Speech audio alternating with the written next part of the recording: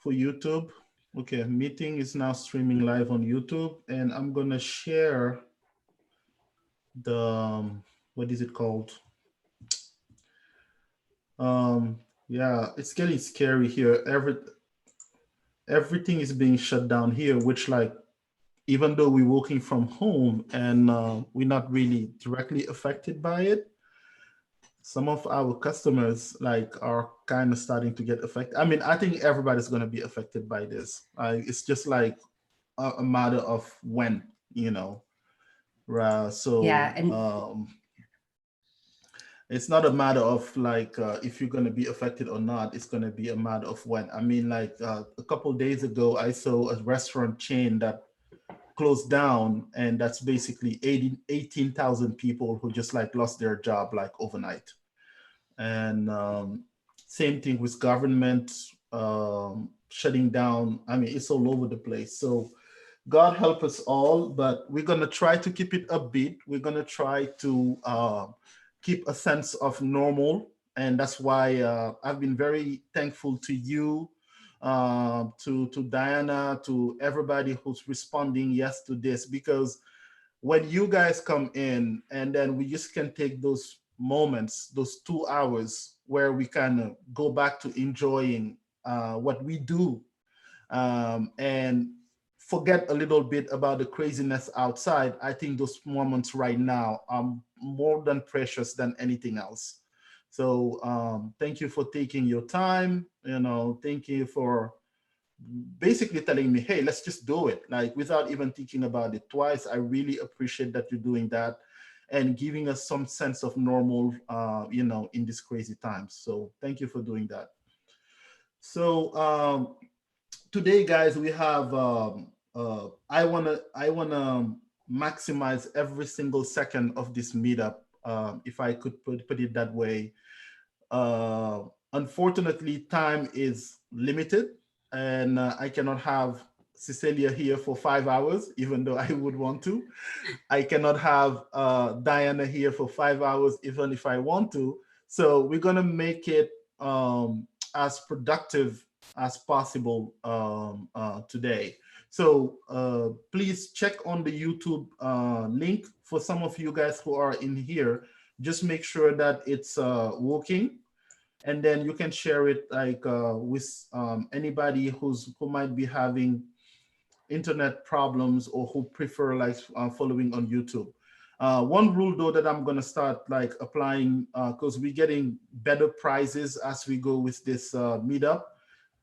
You have to be in the Zoom chat. You have to be registered with Kodos Craft to be able to win. So if you are a Kodos Craft member and you happen to be on YouTube, we might make an exception, but you really have to be a member and help us. We have a lot of stuff that like this whole weekend, we're going to be not refactoring, we're going to be adding a lot of features. There's going to be an event page that is going to be directly there. We have the code challenge that we're starting that I'm going to make an announcement about today. So I have about 4 minutes before like Cecilia starts. So Cecilia, keep me honest. Don't let me go rambling all over the place. So don't we worry, have I'll interrupt you. yeah, exactly. Do that, please. Take ownership, and I hope that everybody else have that sense of ownership in this meetup. I speak a lot, but that doesn't mean that I own it. It's for the community. So we're gonna have code challenges this week. We have a sweet first prize that we're gonna have for the end of March. I mean, for the end of April. So stay tuned for that. We have a crazy super duper lineup for April, and I have two ads that like are just out of this world. Cecilia, thank you for like bringing like that good aura to us, because the moment you say yes, everybody started saying yes. I mean, I think I'm even gonna call Barack Obama and say, "Hey, Mr. President, can you please join us?" And I'm sure he's gonna say yes. But like all jokes aside, though, we have a very crazy lineup, and I'm gonna go through that right away in a second. Actually, let me do that because you guys, this is just super awesome. So let me share again here. So if I can find my I'm trying to be a pro, like stream live guy. Like I have all my scenes, all my little things like ready here, but I still suck at it. So give me a second. It's a lot to coordinate. I don't even do my It camera half the is. time because It is crazy. It yeah. is. So yeah, you know the pain. Yeah, also the internet's been more inconsistent lately too. I think with everyone working from home, Yeah. I've been having a harder time with that. So I think You everyone's would kind of in the think same. that that's the one commodity that like is safe of this craziness, but yeah, it's been lagging Yeah. because now the demand is so high. So where are my Zoom controller? There they are. Maybe yes. Give me back my Zoom controls so I can share. Holy moly. So I'm gonna talk about my life until I figure out what I'm doing because I'm gonna I pretend that I know what I'm doing I usually for a have to second. exit full screen to get my banner to show it the way that I like it. But Okay, there they came back. So let me share the screen, and that's gonna be this one. Share, and let me know when you guys can see it. yep. Okay, if you can see it now, I can go to this. So the announcement that we have, and just before we get started, I'm gonna stop my video because I'm gonna look at the other screen. So what do we have going on for this April lineup? We have Cecelia, of course, who's already here and who's gonna give us a cool talk about the roadmap to junior developer and then what and how to learn. So I really like the part of how to learn because I'm going back to Angular school this weekend myself. So please let us know how to do this kind of stuff. So Cecilia is going to be joined by Diana Rodriguez, known as Kotufa, Lady Diva. She speaks, I think, 6 or 7 languages. You know, she is super fun. You're going to find out for yourself, you know. I finally had the privilege of meeting her at NG Alternate, and yeah, she is way more fun in person than like on Twitter or anything like that. So that you get to see for yourself.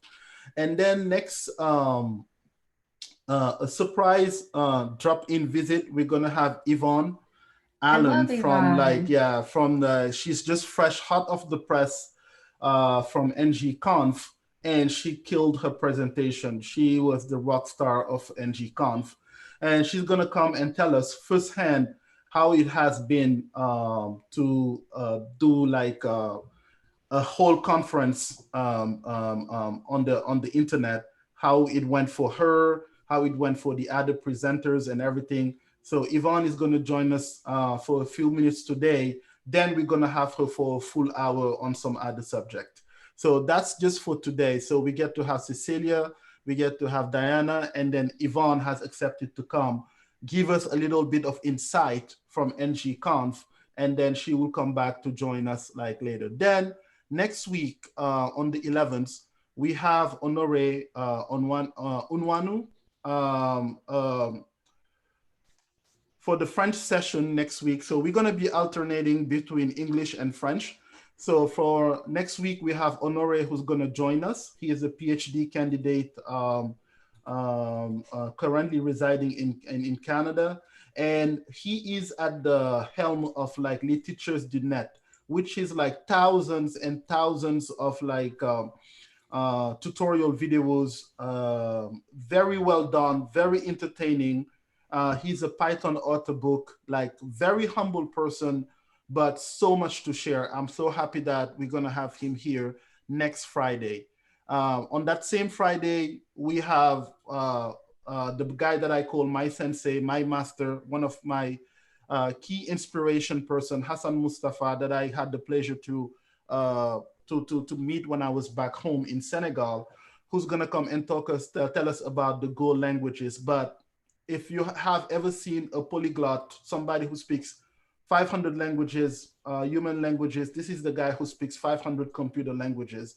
And on top of it, who's a great teacher, who has a very good way about bringing it in and telling you like what's going on and how to go about it. What is the value added as a developer? Why you should choose maybe this language over the other. I cannot wait to have Hassan here. And he so gracefully said, like, man, anytime you need me, I'm here. So this is still April, guys. I'm not. This could have been like the rest of the year, and I would have been like the happiest man of earth on earth. But this is just April. And on the 17th, we have Frosty, Aaron Frost. Unfortunately, we're not going to see the beard anymore. He has shaven it. So this is what we're going to see. I'm not sure I like the new look. And so I was hoping he would take a vote and ask people if he can, because when you become a prolific public figure, you cannot just like decide to shave like that. We have to have a say in it.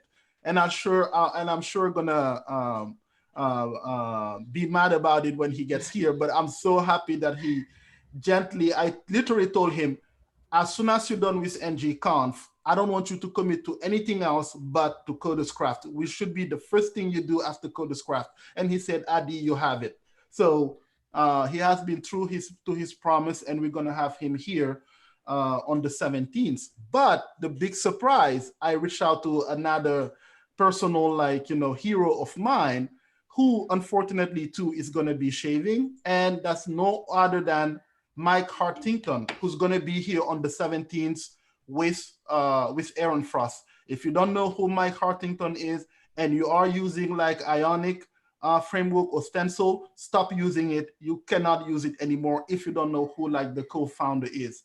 Mike is like super cool, super down to earth, and of course super knowledgeable. And I sent him the message like almost yesterday, kind of, Mike, please, if you are not conferenced out, if you're not tired of all of this, just come and join us. And he say, hey man, yes, of course I'm gonna come and join you guys. So we have Frosty and Mike on that same night on the 17th. This is one of those things that even if you were like back to, in another word, come back to life, and at least you need to be here for this meetup. And then on the 24th, we have like one of my personal developers, Suleiman Sidibe, who his like profile picture is one of my favorite basketball player of all time, who unfortunately passed. But Suleiman Sidibe is going to be here, and he's going to tell us about deploying everywhere, basically using Kotlin. So this is our lineup for April, guys. I mean, I feel spoiled. I feel like that the universe, even though I'm being punished with like staying at home, the universe is giving me this line of speakers that are just like out of this world. So I don't know if you guys are excited, but I am super duper excited. So without further ado, let's get started with Cecelia. We have some more announcement. We will do like after Cecelia is done with her presentation, and then we're gonna go to Diana after that, and then we have like some more. So um, let me stop sharing my screen. Right. And I think I see Diana in the house, by the way. there you go, Lady D. Hello. Hey! Lady D is in the house. I'm And so what is that excited about background? this. Is that Ruby Gems? This is the kindergarten. It's the kindergarten. I should actually hang on because I should. Oh, what? What? This thing. Oh, now We can hear you. Yeah. We hear It's loud this, and clear. it's this thing. No, I got the funky beep. You're wearing the Nextmo t-shirt. Yeah, I had to represent the Nextmo here with the So cool, awesome. Well, I'm very excited to be here with everyone and to answer some questions, talk about a little bit about my journey and what was helpful for me along the way. So feel free to raise your hand if you have any questions, and then I can, or feel free to also pop them in the chat. I'll be checking both as we go along. So I wanted this to be pretty collaborative. I'm going to talk, I have some things to share with y'all, but definitely want to make sure that we have plenty of time to answer any questions that y'all may have. Mm-hmm. And if I start talking too fast, please let me know, because sometimes I do that. So I just get excited. I do also have to say that Addie is the best hype man, because when I read the email that you sent out with like I was like, I want to send this to my mother, because this is like, I should frame this and put it on my wall. So I may have to hire you to write on my bios in the future. No problem. Pro bono for you anytime. No All problem. right. So I'm going to go ahead and get my screen shared here. Tab 2. All right. Do we see slides? Yes. Or the road to junior dev, what and how to learn? Is that what everybody sees? Yep. Perfect. All right. Excellent. So I'm working with two screens. I'm just trying to see how to get it to where this chat still pops up. Zoom and show active speaker, hide thumbnail. Where does the chat go? This is the, let's see, view. Yeah. Oh, show So chat, show chat. yeah, There we you go. I found it. Thank you. Perfect. And Oh, I can mend the chat for you if you want. okay, yeah, just feel free to give me a shout. I do have it on luckily I have two screens set up today. So if we can make this work. So yeah, so I am, so this is me. I'm Cecelia Martinez, and that's me. Hi. So I am a success engineer at Cypress. Essentially what that means is I literally make and craft success. No, I'm just kidding. So I work with our existing users and subscribers at Cypress. It is a testing framework for anything that runs in the browser, mostly used for end-to-end integration testing.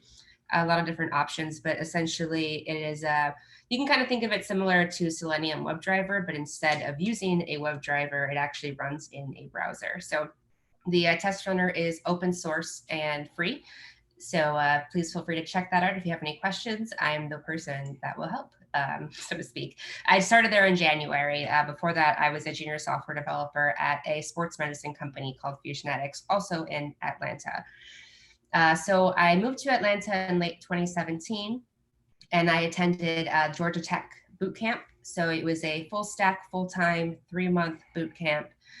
Previously, I worked in financial sales and service. I have my MBA, and before that, I worked in journalism because I get bored easily. So apparently, I like to bounce around a lot. But so I graduated from Georgia Tech in the summer of 2019 and started working at Fusionetics right after. I like to volunteer with the tech community, especially really passionate about helping people who are from underrepresented communities get into tech.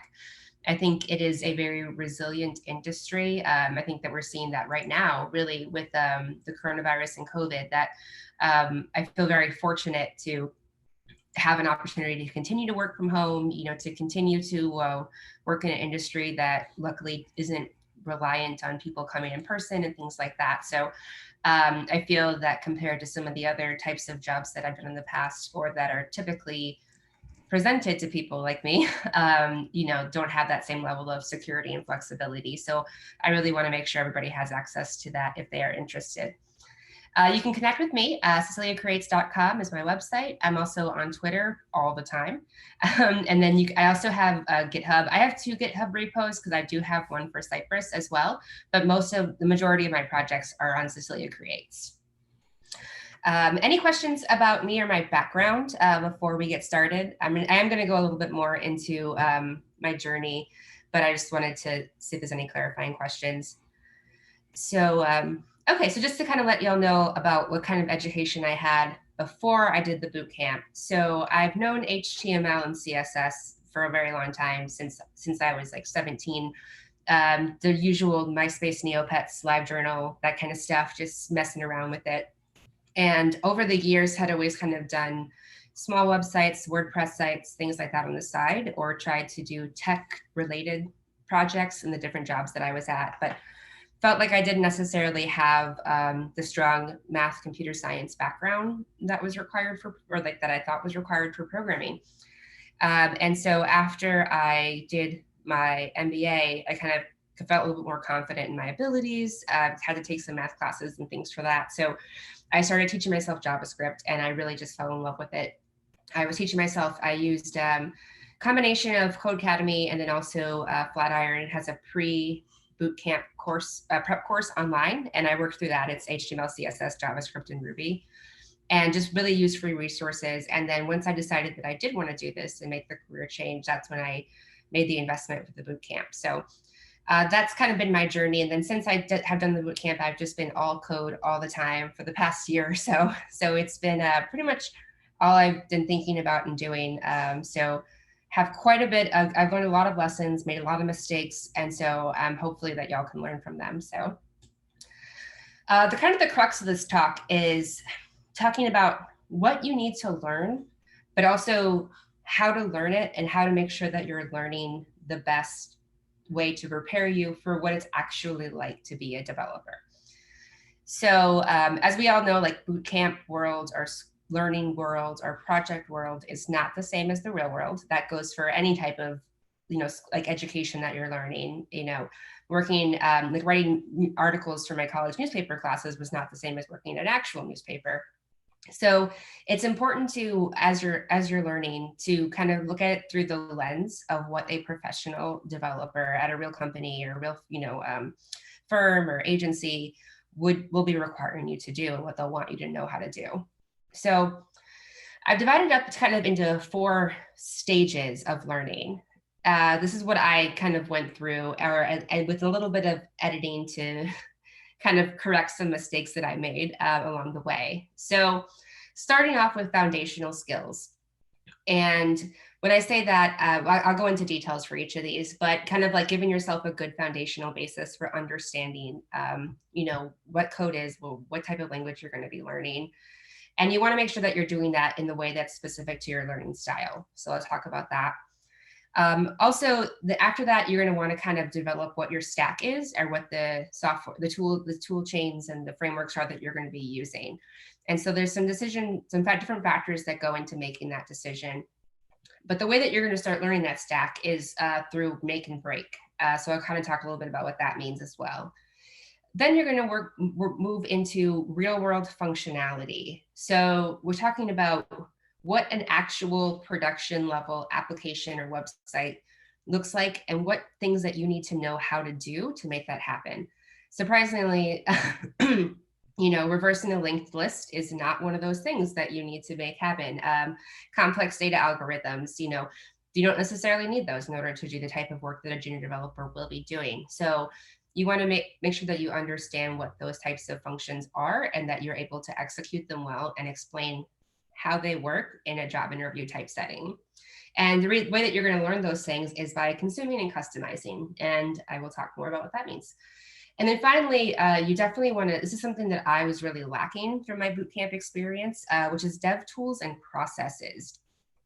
So a lot of this is actually more about learning about software development and also business. So I had definitely had a big head start in this, in that I already had a project management certificate in my MBA. So I definitely already had some understanding of how project teams work and things of that nature. But understanding a lot more of the dev tools, environments and things like that was something that was a big hurdle for me when I was starting out. It took me over a month to get our local site working on a site working locally on my computer when I first started at my first job. So it was definitely something that I struggled with, understanding the complexities of like operating system configuration and setting up Docker and things like that. And so you want to make sure that you're prepared in that way as well, or at least trying as much as possible. I would say that's probably the highest point of the pyramid, but you really learn that through immersive learning.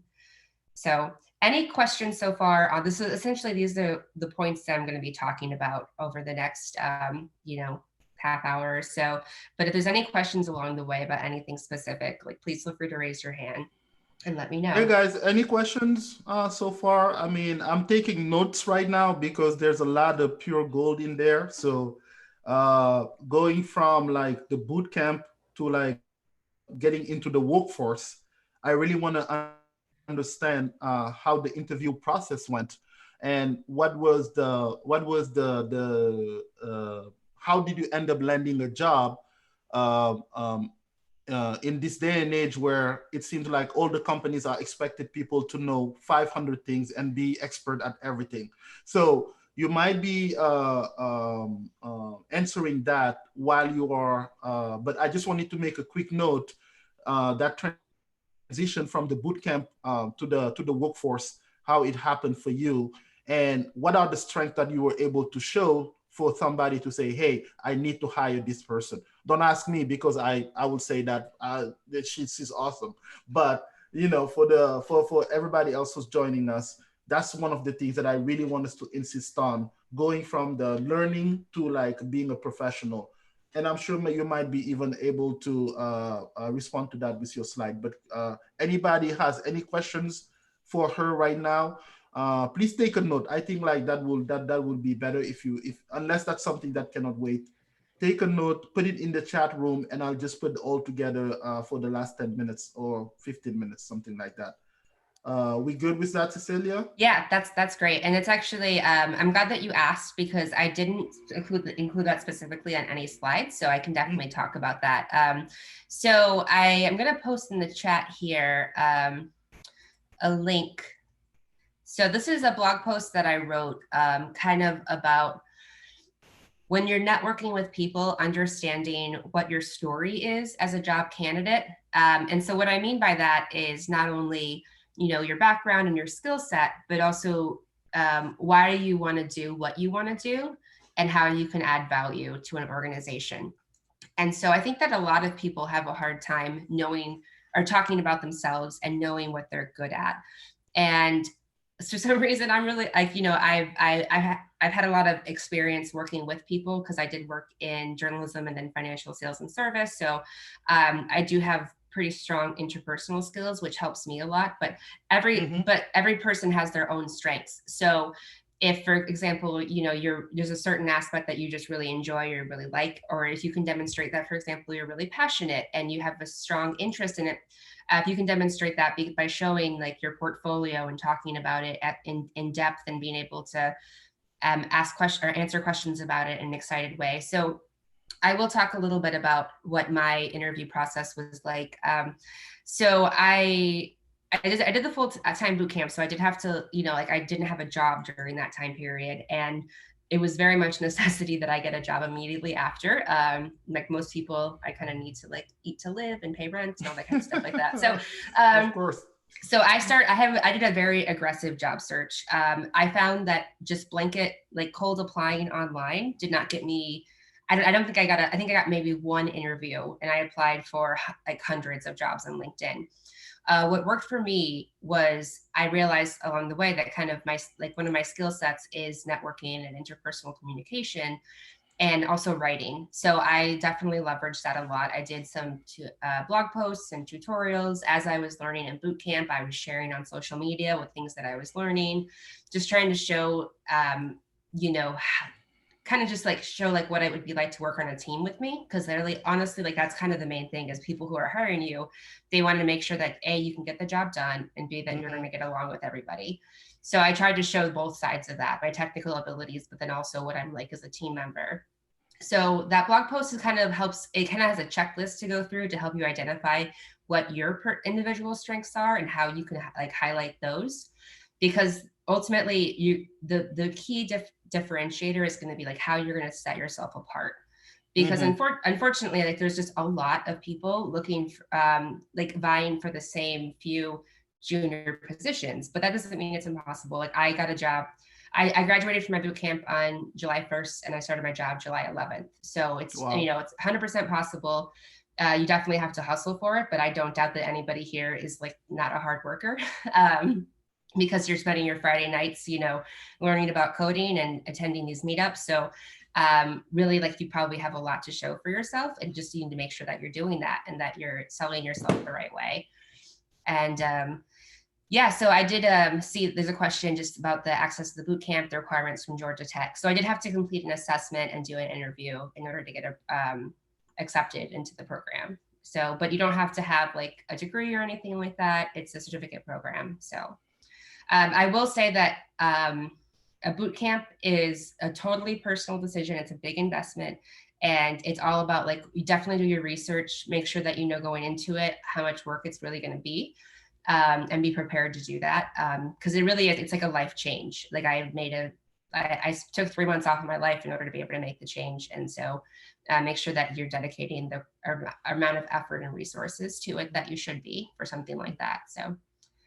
But was it enticing to you because it came from a renowned tech place? I mean, Georgia Tech is known all over the place, and we have the Georgia Tech boot camp and we have the other boot camps. Was that something that was a motivator for you because of the renowned of Georgia Tech, or were you just open to any? Yeah, so I researched a lot of boot camps, and the name recognition was definitely one of the reasons why I went with Georgia Tech. And actually, the person who ended up hiring me, he went to Georgia Tech for his undergraduate degree, and was like, "Oh, hey, like fellow, yellow jacket kind of a thing." So it definitely, I think, gave me a little bit of an edge in that people recognize, and especially if I were to start applying. Luckily, I wanted to stay in Atlanta, and I was able to do that. But if I was applying nationally, then I think that unless your city already has like a General Assembly or a Flatiron, like if you're in a big city where they are familiar with those boot camps, then the places that you're applying to may not be as familiar with those names, and so it may not like mean as much to them as something. Like I have a friend who also went to a boot camp at Rutgers in New Jersey. It's actually the same program called Trilogy. They partner with universities all over the country to provide the coursework. But I think, in general, like if you have that Rutgers or Georgia Tech on your resume, I think it's like a more immediately eye-catching. But again, it's like, I don't know, but you have to have that just kind of gets you past the initial hurdle. You still have to make sure that you're backing that up. So but it was definitely a consideration for me. Yeah. That is awesome. So I think, yeah, on that subject alone, we can stay on Yeah. forever. So we're gonna let you finish, keep developing on your presentation. But this is so much gold right now. This is precious. So please carry on. And then, guys, if you have any more questions, just like Mr. Fall just did, please share in the chat. Please share in on YouTube, and we'll make sure we relay that to Cecelia. So please go ahead and keep on with your presentation. Awesome. These are great questions. Thank you. All right.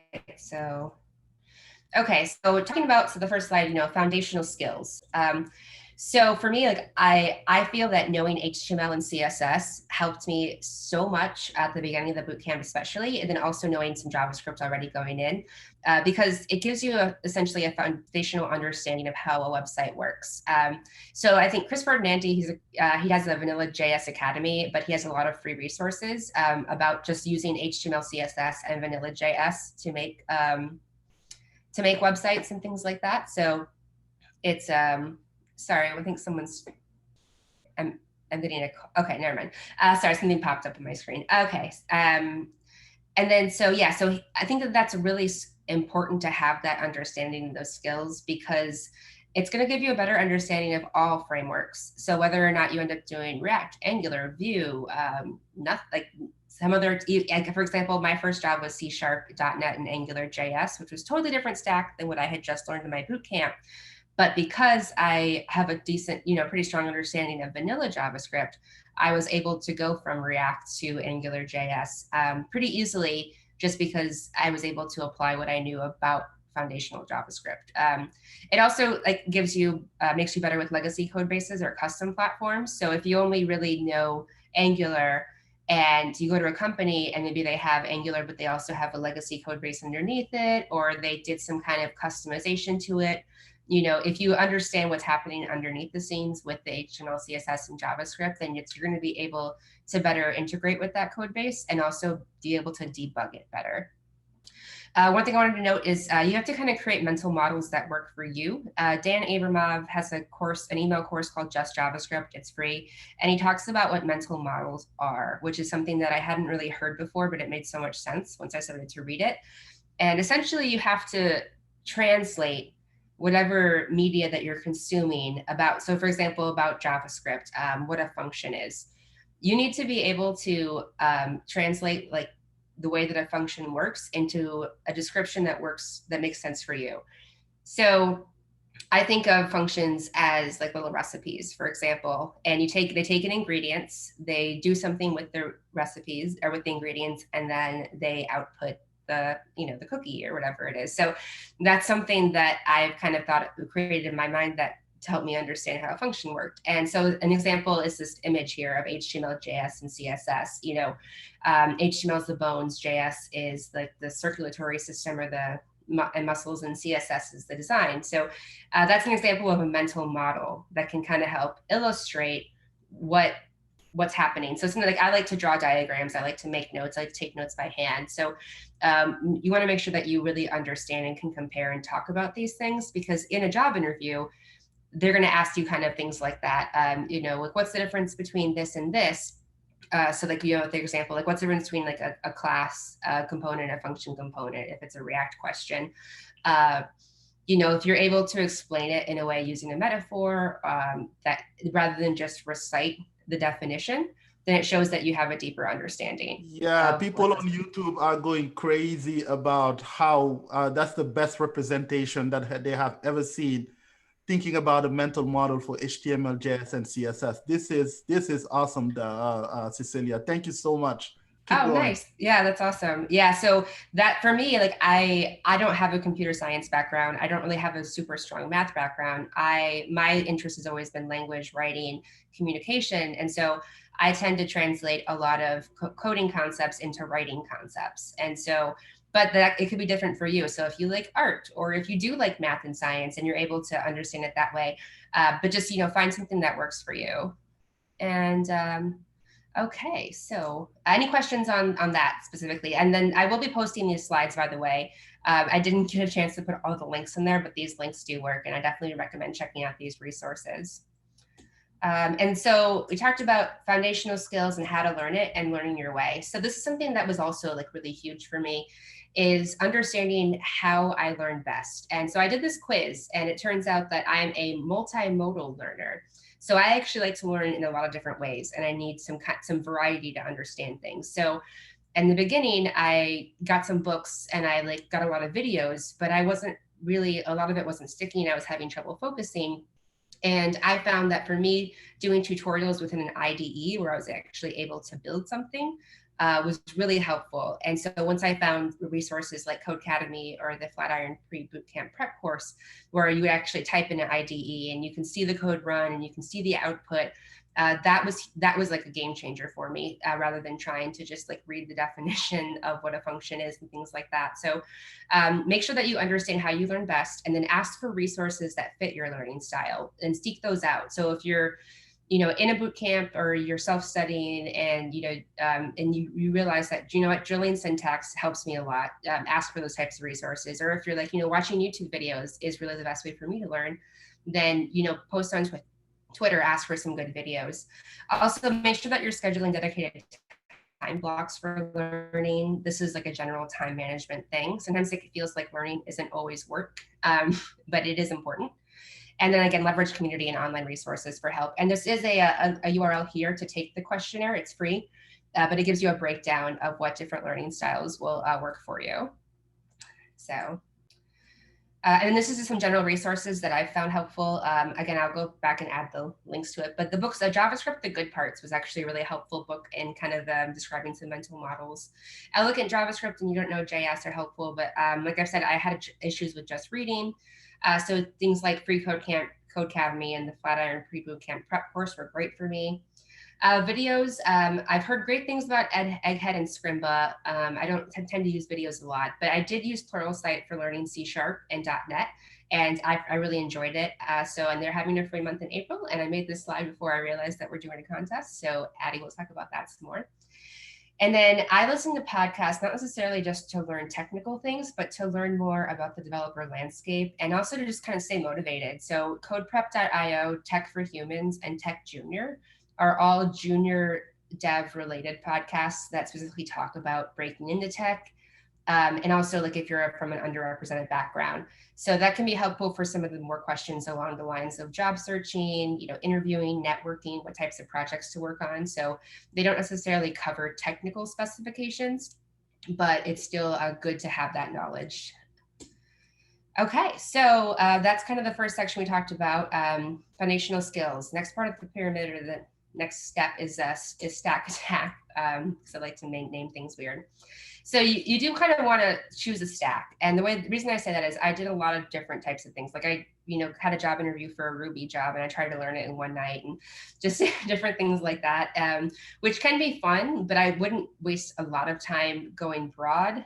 I would try and get, some good functionality working with a certain stack. So when I talk about a stack, well, you could decide whether or not you're going to be full front end, back end, or full stack. And then within those parameters, what types of language you're going to use, whether it's going to be like PHP and Laravel, .NET and C#, JavaScript and React. And some factors to consider is what your current knowledge is. So for me, because I already knew HTML and CSS, and because I had already started learning some JavaScript, I really wanted to continue down that path and keep learning JavaScript and be able to leverage those front end skills that I already had. But I did want to learn back end too. And so I kind of just went with boot camp on that. But you kind of want to understand what you learned and then also have some justification for that. So if you go into a job interview and they ask you, oh, like, why did you decide to learn MongoDB? And you just say, oh, well, I saw, I don't know, somebody told me to learn it, or I heard that it was good. If you can have some kind of story about, well, I was reading a blog post, or I like that it, that you don't have to, it's non-relational, or you can kind of explain it some better. It just makes you a stronger candidate and makes you look like you know what you're talking about, which is kind of what they want. So understanding what you already know coming into it is helpful. Also, the job opportunities, what industries that you're interested in. So, for example, like healthcare companies or fintech companies are going to use very different stacks than just like maybe like a game or an app or a website. So you want to do some research there, and then also what your interest is. If you think that you're going to be going more into data science, or machine learning, then you will want to take a look at things that will translate well there. If you're really interested in database management, what are some more secure legacy type databases that you can learn? If you're really into front end, you just want to get really good at CSS, but know why you're making those decisions and have a good justification for it. Okay. And then the way that you learn this is by making and breaking things. Use things like Create React App. Gatsby has a great starter. Make the same app different ways, like to-do apps. I've made the same like wish list app like 10 times. Do project challenges, like there's a 30 days of JavaScript, 100 days. And then also play around with different NPM packages and see what people are using. Are they using Express? Are they using things like .env, some of the different popular packages and how those are used? Because being a developer, you will need to, if you're working in the JavaScript ecosystem, you will definitely need to understand how packages work. They are like the bane of, that's it basically, is understanding how everything works together and making it all play nice. So third step is real world functionality. So you have your foundation, you have decided what stack you're going to work on. And now you kind of need to understand what web and software, like what websites and software actually do. What are the pieces that make an app run, and what do you need to be able to know how to do that? So having some understanding of different architecture styles, MVC, like the model view controller approach versus component or combination of the two, how authentication works. This is a huge one, something that I think kind of gets overlooked a little bit, and at least in the boot camp, but definitely something that you're going to need to know how to do, and different methods and approaches for making that secure. Accessibility and web performance, huge, especially if you're going to be in front end. Understanding how DOM manipulation works, event handling, data management and security. So how are you writing to your database? How are you validating that? How are you protecting your database? And then also error handling, understanding how you are handling those, processing those errors in your application, what should be breaking, what should not be breaking. So really just understanding all the different pieces that go into making a functional application and knowing how to do those core things really well, to the point where if somebody asks you in an interview, what's your favorite approach to user authentication? You could say, well, what type of app is it? You can ask clarifying questions and you can come back with a good response. So if you can understand the core things that are required by your job and do those things well, then that's going to be really set you apart. And again, the way that you learn this is to consume and customize. And what I mean by that is read real code every day. Clone or fork repos on GitHub, make changes. If you clone a simple application and you want to change the navigation bar, or if you want to add a certain functionality, go back to your old projects and add new features. So before my bootcamp, I built a budget calculator in React, in Vanilla.js, and Bootstrap, just kind of like using jQuery. I went back and I remade it in React, and I added a functionality to be able to save your results. Definitely also like watch other devs work, pair programming, live streaming, just like talking to other devs. Cause for me, that was huge. Going to conferences, meeting people like Diana and other people and people like Addie to understand that, we're all just people and we're all learning, we're all doing our best. And so like, there's not some secrets, magic stone that'll give you dev powers. And, we're not all part of some secret society. We're just people. And so you can be just like, you can do that too. And so understanding that really helps with imposter syndrome a lot. Inspect sites that you like, find out how they work, make notes on how it works and document it if you can. Do some open source documentation if that's the option. And then also keep an engineering notebook. So everything that you do consume, everything that you learn, try and write it down somewhere. I use Notion personally. I like that a lot. So that's essentially a way to keep track of everything. And also to reinforce what you're learning and to show the progress that you've made. Before I dive into the last section, and do any questions so far on what I've covered? We have a few, but let's wait to the last part so we get okay. All right, and so the last piece of the pyramid, and this is the one that I personally struggled with the most. And it's also the hardest one. So that's why I kind of leave it towards the end, because it's a lot of it is stuff that you will end up learning on the job, but the more that you can learn in advance, the better. And that's dev tools and processes. So, how does the software actually get made? Again, this is something where I had a little bit of a advantage because I had a business background and I already understood a little bit about project management and workflow. So I knew like some agile and sprints and waterfall and those kind of processes. So understanding that is huge, because that's when you come into a team, you need to really be able to step in and understand how they all work together. How does product work with development, with IT and ops, support, QA? If you don't know what any of these teams are, definitely at least have an understanding of what they do and what their roles are. And then tools. So like I said, I struggled with my first job a little bit. At least they never made me feel bad, but I felt like I was having a hard time because it was a C#.NET site run on IIS, which is all Windows based. And it took me, and it was like every other developer is senior and they all have their own custom configuration. So getting the site to work locally for me took me over a month. And I learned all about like Windows privacy settings and just I don't even know what I learned. So, understanding the specific configurations, environment variables was something that I didn't even know was a thing. CLI, Linux, GitHub, database clients, are you going to be using Tables Plus or Post2Co? Testing, do you have to write unit tests? Are you using Mocha and Chai? Is it Jest? Or is it even doing integration testings? Are you testing your components? Like, do you have to verify that against visual testing? Deployment, documentation, a lot of stuff. Like I said, it sounds like a lot, and it is, but this is stuff that you learn along the way. And the way that you do that is basically a lot of stuff that you can really only learn by doing and on the job. So if you don't have a job yet, the way to do that is through immersive learning. So you want to replicate what it's like to be in a job. So do things that are collaborative learning, working on teams, because you're not going to be developing in a vacuum. You're going to be working with other people. So you want to kind of replicate that by contributing to open source. There's an organization called Code for America. There's a Code for Atlanta chapter. They have volunteered to code for open source and civic projects. You can participate in hackathons like Hacktoberfest, code jams, work on real world projects, get some friends together and build something and put it on GitHub and go through that workflow, create issues. Learn in public. So Swix is on Twitter. Sean, he's great. He kind of coined this phrase, learn in public, which basically means, make mistakes, show what you're learning, let everybody know, and collaborate with that. And I think that was something that was really helpful for me in building a community and building kind of a following as I was going through my boot camp, because my manager for the job that I got after my boot camp actually found me on Twitter and reached out to me. So, because they were looking for somebody junior, but who had a good background in business. So just by putting myself out there and learning in public and, also showing the warts too, like when I didn't understand something or when I got frustrated, but keeping it positive,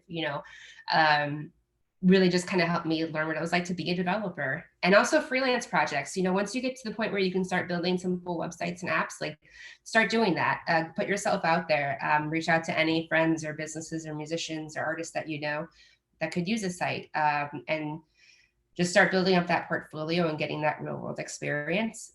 Also, if you do freelance, you can put that on your resume and you are a web developer. So definitely take advantage of that if you can. Okay, so that's the slides that I have. I feel like I covered quite a bit, so I understand there's probably some questions. So yeah, I can check the chat here. Okay, so first, thank you so much. You are such a multitasker. We'll do that for you. So okay. thank you so much. I mean, oh my God. I have these questions all the time for people who want to start learning like web development. What do I do? Where do I start? And I feel like I'm always saying the same thing, but I have never been able to say it so eloquently and have a plan around it, with like resources and everything like that. At Kodos Craft Dev, we want to become like, you know, a curriculum builder, and I think we just found like our director of studies right now. I mean, this is like something that we put in the book, and people are just right now, everybody's like very silent because they're consuming this right now.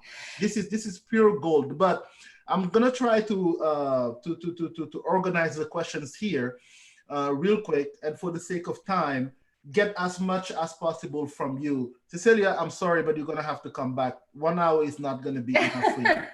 So Sebastian, who's from Atlanta, he's representing with the peach icon here, and he's saying, "Hi, Adi and Cecelia. First, thank you so much for heading this program. I just started a bootcamp named Digital Craft in Atlanta, Georgia. You mentioned you posted blogs on what you learned on social media. How did you go about that? Or if it isn't too much trouble, may you show us a blog you're posting during the bootcamp?" So while you were in the bootcamp, that learning process, is there anything along?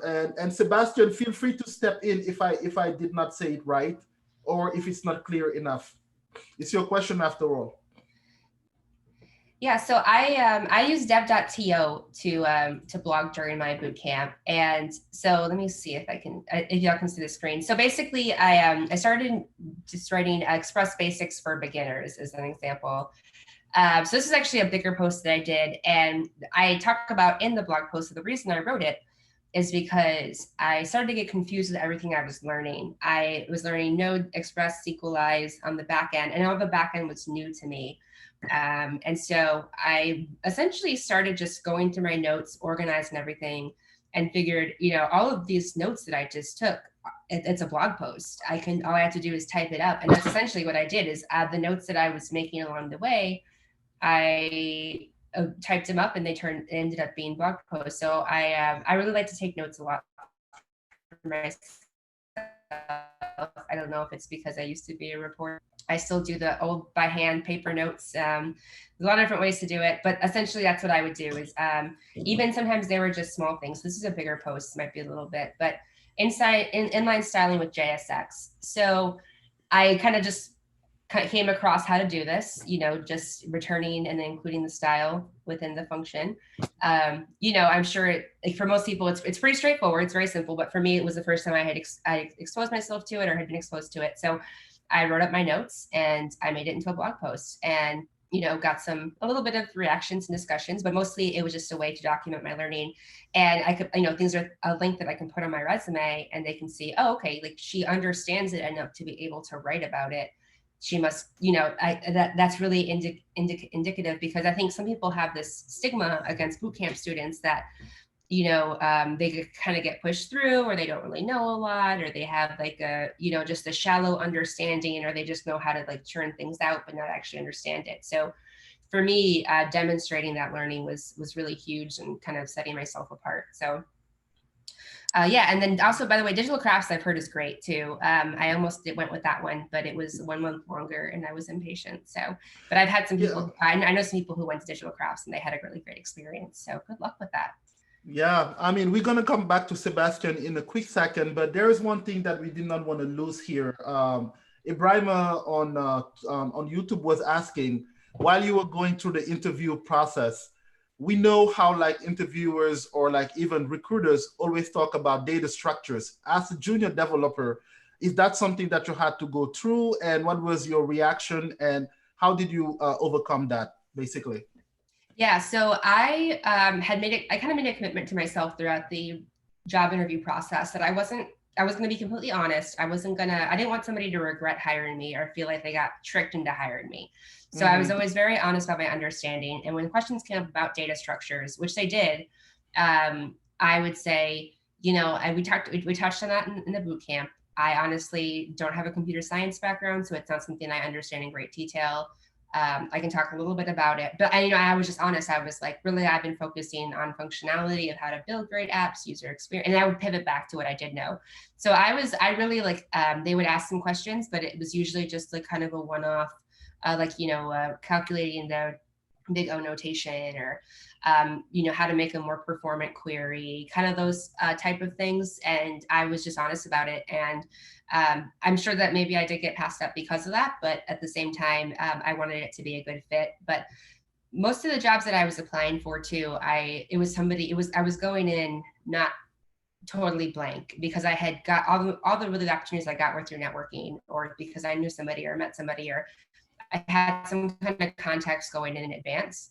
And so because of that, the types of positions that I was interviewing for, I already kind of felt like they were a good fit. I didn't apply or interview for anything that I felt was way above like just totally completely outside of my skill set. And so that was also, I think, helped me have a better interview experience because I wasn't constantly like getting rejected or getting like having you hear like all the horror stories about the awful whiteboard interviews and things like that. But because I was very selective about where I interviewed and who I was networking with, I was very fortunate to not have to like do that as much. So, but I was just honest. So, I mean, you can learn it. It wasn't a priority for me. I felt like I had other things that I could bring to the table. So.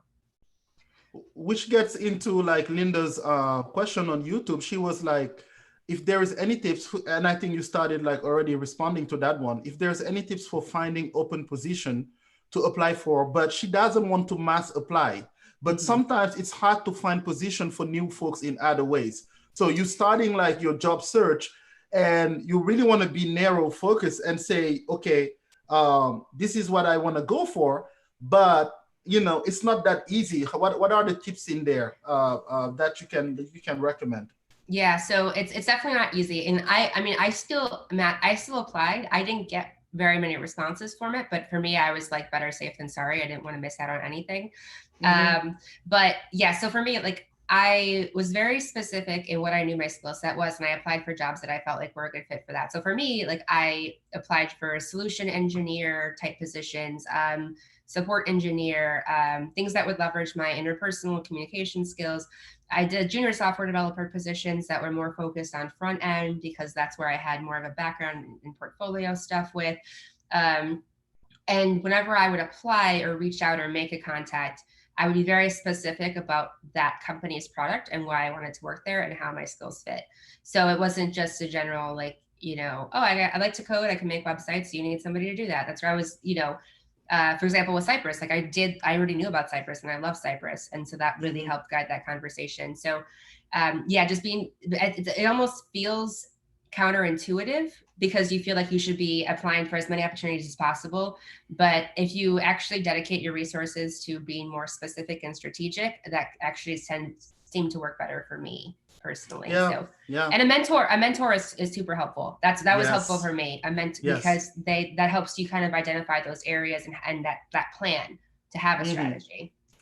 Yeah, and if I may add, if you are starting out, one thing that worked perfectly for me, because finding a job is a full-time job. You have to wake up early in the morning, look at all the jobs and trying to do that. What has worked personally for me is establishing a personal relationship with a dedicated recruiter. Usually, and it's free because they don't charge you, they charge the company. When I go to a meetup, now I have one or two that I go to all the time. But before, a few years ago, I will join force with a recruiter that I met at a meetup or something like that, and say, hey, this is who I am. this is exactly what I'm looking for. If you have any company that is asking about data structure, I'm not the guy for it. Please help me out. They do have a database of open jobs. They can put a profile against you. They can always think about you first when like you have that personal relationship with them. So I know that like the recruiter experience on LinkedIn is you just treat it like a number or anything like that. But in your local communities, if you have the possibility to have a establish a personal relationship with a recruiter and tell them exactly who you are, what you're looking for, you have somebody on the inside looking out for you. So that's one things that for the last 7 years, I believe I have not looked at a job. I just have been like pretty much handed like matches because my recruiters like love me and they know exactly what I need. So you cannot overlook that. How could they not love you, Addie? How could they not? Come on, come on. Anyways, but, yeah, so, and the leveraging community too, because yes. for me that was huge because I was really involved with Women Who Code, and I had some people like I was really active in the Slack and on Twitter, and I had some people like once I got to the job search part, I was like this is what I can do, who can help, and people like were so supportive. I had people saying, oh, we have an opening. They're requiring 3 years experience, but I'll make sure they see your resume. And really just kind of people who are super supportive and wanted to be helpful. So definitely leverage that community. But obviously you have to be genuine. You can't just mass spam a bunch of people and say like, hey, get me a job. So just make sure that you're a good part of the community, and the community, tends to help out. Yeah, and if you are, and if people feel like they want to work with you, they will recommend you to work somewhere. Because like, Exactly. be a good person, and then that goes like a long way. So I want to give Sebastian the chance to turn on his mic and go with his question. And then we have one more question from the YouTube from Linda. That gives us about just 5-6 minutes to wrap this up. So Sebastian, go ahead, please. Hi, guys. First of all, Cecelia, thank you so much. This is extremely helpful. Thank you so much for giving your time to do this. As I just started a boot camp as well, Digital Craft, super great boot camp. One of the things that I wanted to ask was, you mentioned you spoke with other developers while you were in boot camp, because a lot of these conferences are being canceled or postponed. Do you think there's any other way that we maybe communicate, speak code with somebody else to really, get used to it? Yeah, I mean, I think that this is it, right? I mean, I think we're all kind of adjusting in ways that we weren't really expecting. I was very lucky being in Atlanta to be able to attend Refactor.tech, Connect Tech, and then also I did receive scholarships to attend conferences in Denver as well. So I would definitely, there's actually a really great site, diversifytech.co. Benny Kuchny, I think that's how you say her last name, I'm sorry. She puts it together, and she actually has a list of all the conference scholarships that you can apply for if you're a diverse, applicant. Definitely recommend taking advantage of that. That was great. But now everything's right now everything is online, and there's tons of meetups. Yesterday I posted on Twitter just kind of asking for a bunch of links to online meetups. I mean, I'm working remotely and I do pair programming on Zoom with the other developers that I'm working with. You can definitely still do things like that. Some of the developers that I've seen actually are doing office hours. Erica Stanley, she's a developer here in Atlanta. She's doing some office hours and mentoring sessions virtually. So, I mean, I think that people are adjusting, but it's still very much a community, and people are still very much like want to engage and interact. So, yeah. And one more thing, like Cherno is gonna kill me because he's been asking me to do this and make an announcement about it forever. At Coders Craft Dev, we have a Slack space that is gonna come pretty soon, which will allow people to communicate in there, talk about like, their developer journey, do like code review, code challenges and everything like that. So, keep on coming here and doing that. But at the same time, you don't have to belong to one community. You can belong to 500 of them if you really want to. And if there is a gap where you don't find what you're looking for, you start building it up. It can start with 3 people, 4 people. We have all the tools right now to do that. There's Uber conferencing that gives you 45 minutes of free conferencing time every single time you use it. Zoom is free for 45 minutes if you want to use it. So And I think this is the time where we should take advantage of being transparent and being vulnerable and saying, hey, I don't know this thing. Do you want to peer code real quick about this? And then have somebody, people don't have anything else to do. They're stuck at home. So let's take advantage of that. So Cherno raised his hand. Linda talked about community. I think hopefully that answers her question. Community is moving online. So if you're moving from Colorado to Texas, wherever you are, as long as your online game is up to par, you should be able to find like that good community in there. And so Cherno, we're going to give you the last word, meaning that you have the question because you've been raising your hand for a long time as a good student. Go ahead, Cherno. What's your question for Cecelia? Okay, thank you, Adi. Thank you, Adi. Thank you also, Cecelia, for this presentation. So my question is, learning is difficult, mostly when you are a junior in our fields. So my question is, how are you dealing with imposter syndrome? Yeah, so that's a very, very good question. It's very valid too. And I definitely struggled with that. I've kind of always, in my previous jobs, I've been always kind of prided myself on somebody who did a good job and was good at what they did.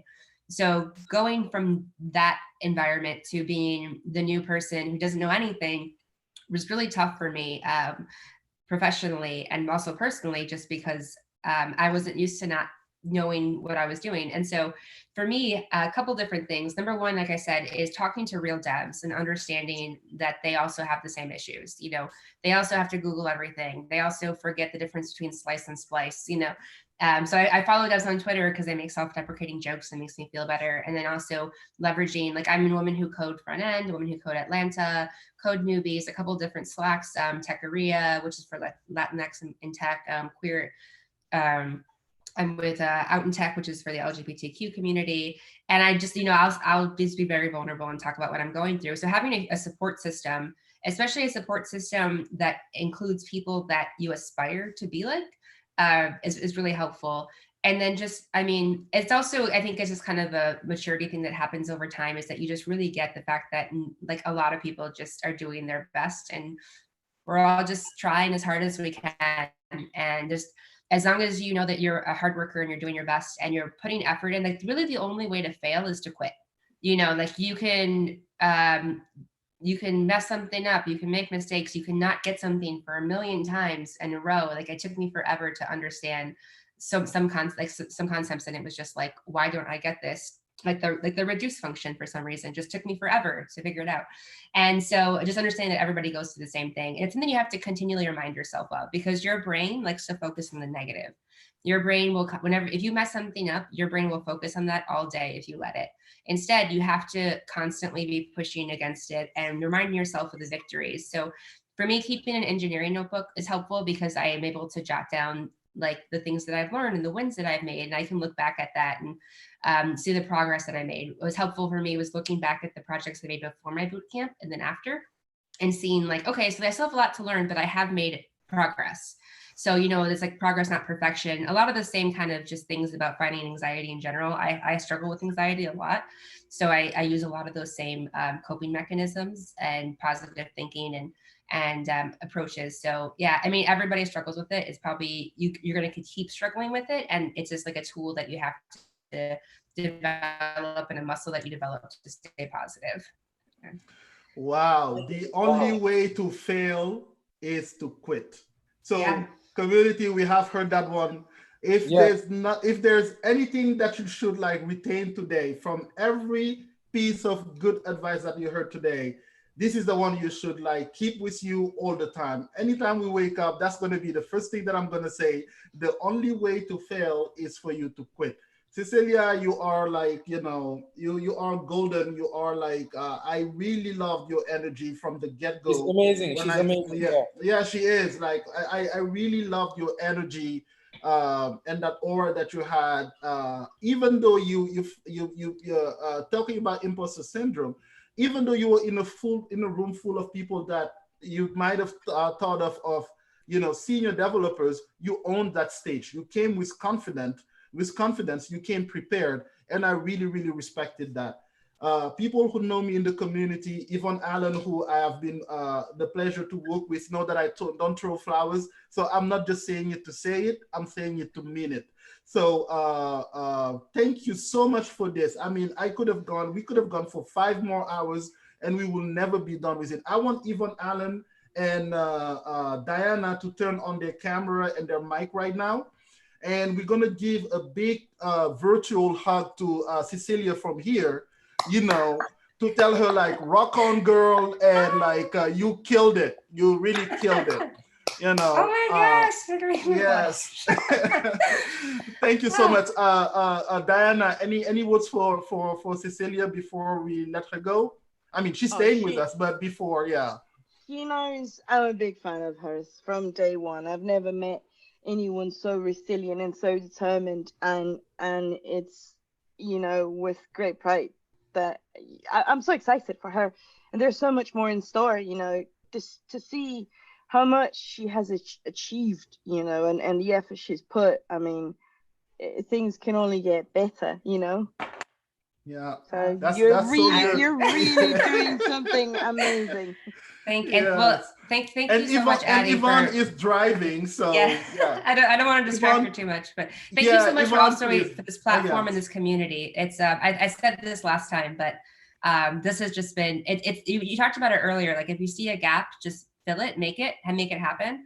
And I think that drive and that initiative is something that just really sets you apart. So very excited to be here. Thank you so much, everyone, for your questions and your support. It's been amazing. And I'm so excited to see what Diana has to talk about. Yeah. Thank you. So Cecelia is going to make her slides available. As soon as we're done with the refactoring of Codescraft, the slide will be directly available there, but we will, in the meantime, make it available through usual channels. Yvonne, you are driving right now, so you're making me very nervous. We're gonna just let you finish. Whenever you park, please come and join us. In the meantime, ladies and gentlemen, I mean, my Friday is already like this full of joy, and it's just gonna spill over. Super D is here. I mean, like, she's a super, human being. I mean, she speaks, I don't know, how many languages do you speak, Super D? 12. 12. Okay, I mean, I speak 3, and I thought that I was badass, but okay. So that's there. And on top of it, you would never, the human side of, like, Diana is something else. Diana will talk the same way to a kid that whoever else you might be, and that means like she deeply respect like people as beings, and I love Diana it. Talk the same way to a kid that whoever else you might be. Please mute yourself, because like we're getting like some I think that's Mr. Lamin. Please, if you can mute yourself. To a kid that whoever else you might be. Please mute yourself, because like we're getting. Okay, guys, please don't forget that everything is live right now. So please mute yourself when you come in, unless you have a question, okay? So Diana, without further ado, please, the floor is yours. The community is listening. Let's get started. Well, hello, everyone. I'm going to share my screen very quickly. And first of all, I want to, I need to apologize in advance, just in case if I have a bit of a cough. If just for those who don't know, I fell ill with a COVID-19, and I'm successfully recovering, but from time to time I just get this lingering cough, and even though I'm feeling much better, I still have a little bit of that cough, so I apologize in advance. But anyway, so tonight I'm going to be talking about one of my favorite subjects. It's about fostering DevOps culture for success. And this is something that is extremely personal and special for me, because I come from that background. But before that, before going into the big issue, I like to introduce myself. I am Diana Rodriguez. I'm a Google developer expert in web technologies, Google Cloud Platform, Google Maps Platform, and Firebase. I'm an Auth0 ambassador, and I'm also a Microsoft MVP in developer technologies. Now, my full-time job is I work at Vonage, Nexmo, now Vonage. I'm a Python developer advocate, and I'm also a GDG Durham organizer. This is a new GDG that was formed in the middle of this crisis. We split up the big triangle GDG, and now Raleigh, Durham, and Chapel Hill have their own respective GDGs. The GDG Durham website is not ready yet, so disregard that. My website is superdie.dev if you want to check it out. And I'm a big fan of Twitter. I'm always online, so if you want to get in touch or just, comment, or if you have any questions or if there's anything I can do for you, that's my handle. It's Cotufa82, and that is slang for popcorn in Venezuela. It basically means corn to fry, said it in a broken Spanish. And if you see, I love Sunstone. I'm a big fan of Steven Universe, and you can see my background is actually Steven Universe as well.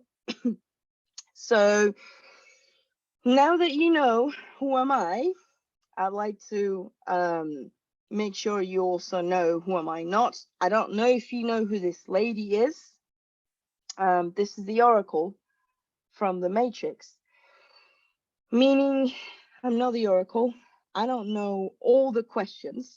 I don't know, all the answers. I know all the questions.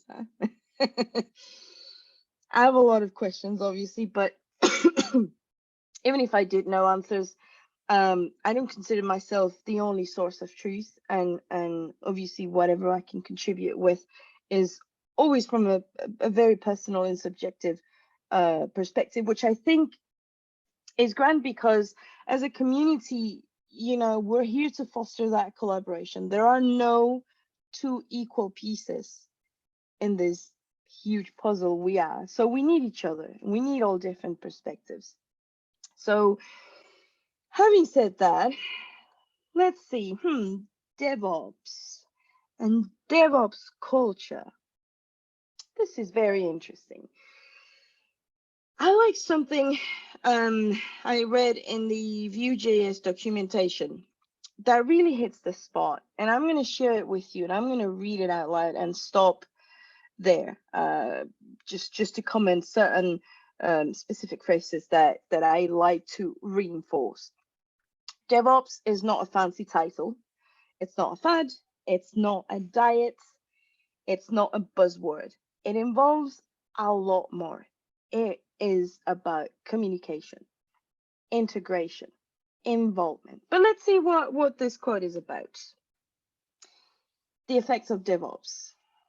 The adoption of DevOps culture, tools, and agile engineering practices has, among other things, the nice effect of increasing the collaboration between the roles of development and operations. And that's where I'd like to stop first. Collaboration.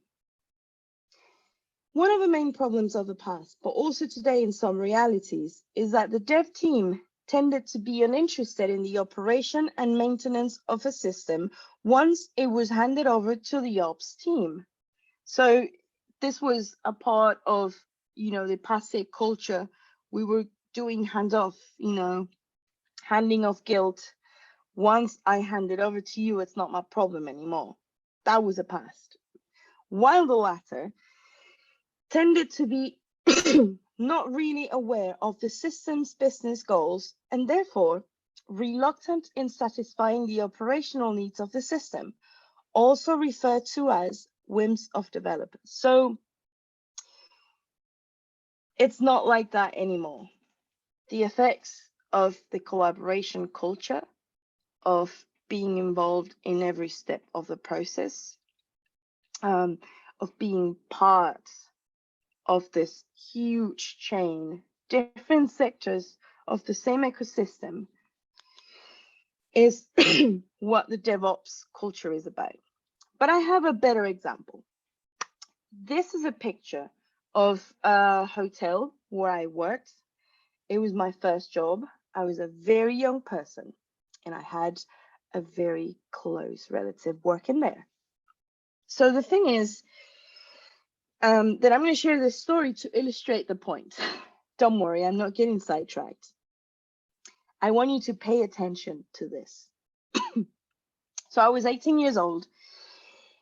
And when I got the job, I applied to be at the front desk, but I was convinced and entitled that I was going to be a manager right away at 18 years old, right?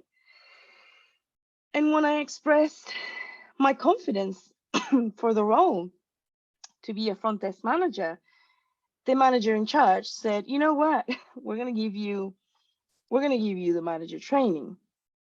The manager training was an extended training, longer than any other training I've ever been through in my entire life. I was in the kitchen, I was in the restaurant, I was with the handyman, with the cleaning staff, with the housekeeping staff, cleaning rooms and making beds, delivering laundry, delivering restaurant orders, carrying suitcases with the bellboys, doing the catering at the business center, and so on. And by the time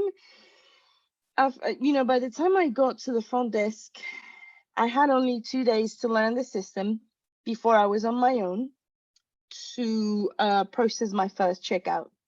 Like I was on my own for a whole shift, and it was not checkout, check-ins. It was from 3 p.m. till 11 p.m. And that's when people mostly check in.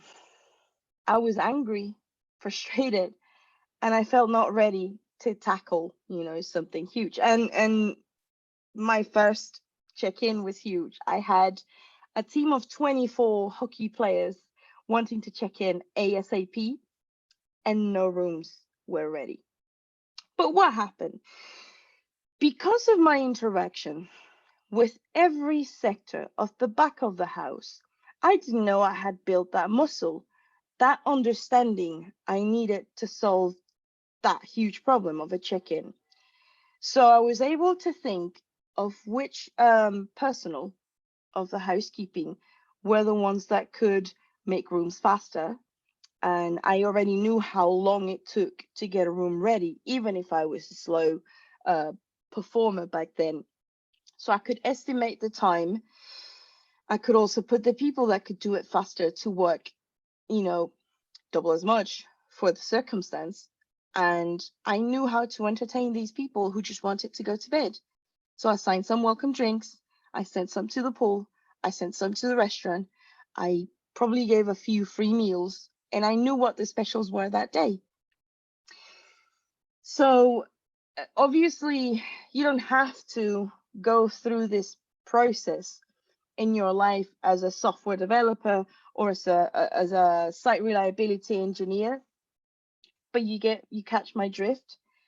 Having understanding of all the other units and processes involved to get this hotel to function helped me solve problems that were very specific to my area, because housekeeping didn't have anything to do with dealing with angry customers in the front desk, you know what I mean? The same way probably a system administrator won't really have much involvement in person when it comes to testing or delivering I don't know, a progressive web app, or working on the marketing side, or probably solving problems with user experience. But having the information can be the key. The information can be the key to understanding what the other sector's needs are and how they ingrain with what you're doing. Nowadays, we have a huge problem. We've always had problems that we've been able to overcome. But nowadays, one of the biggest issues is basically this. The industry fosters a culture of firefighters, rock stars, ninjas, and superheroes. Firefighters, maybe those people who probably won't eat, won't sleep, and won't occupy themselves with anything else but solving an urgent bug because we have to have things delivered yesterday and this is today. The sense of urgency overcomes and overpowers every possible human need, which is an extremely toxic behavior. Or those who probably are not as engaged in the daily operation of the development process, but boom, come at the last minute and save everything and patch it up just to keep it going, because the most important part is to keep it going. Or ninjas, those who again show up last minute and you know, patch things up, but this particular kind of developer is the one that will consume their lives and will promote, you know, such behaviors as overstaying for free because you have to put on the hat, because you have to wear the t-shirt with pride, work for a living or living for work. Superheroes, those who, yeah, have to save the damsels in distress, the ones that need that constantly need to over explain things or feel that they're right and they're saving the world. And then, oh yeah, I mentioned the ninjas as more aggressive. Rock stars are pretty much in the likes, and that's wrong.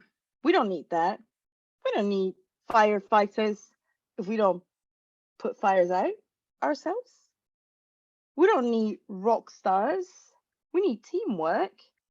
We don't need ninjas because we don't have to aggressively tackle issues if we work as a team and we're organized. And certainly we don't need any superheroes. We don't want to foster toxic behaviors. We don't want to foster non-communication. We don't want to foster superiority. We don't want to foster burnout. So what if instead of having a crazy house, what if every single person knew what goes on and how important each and every one of them is in this process?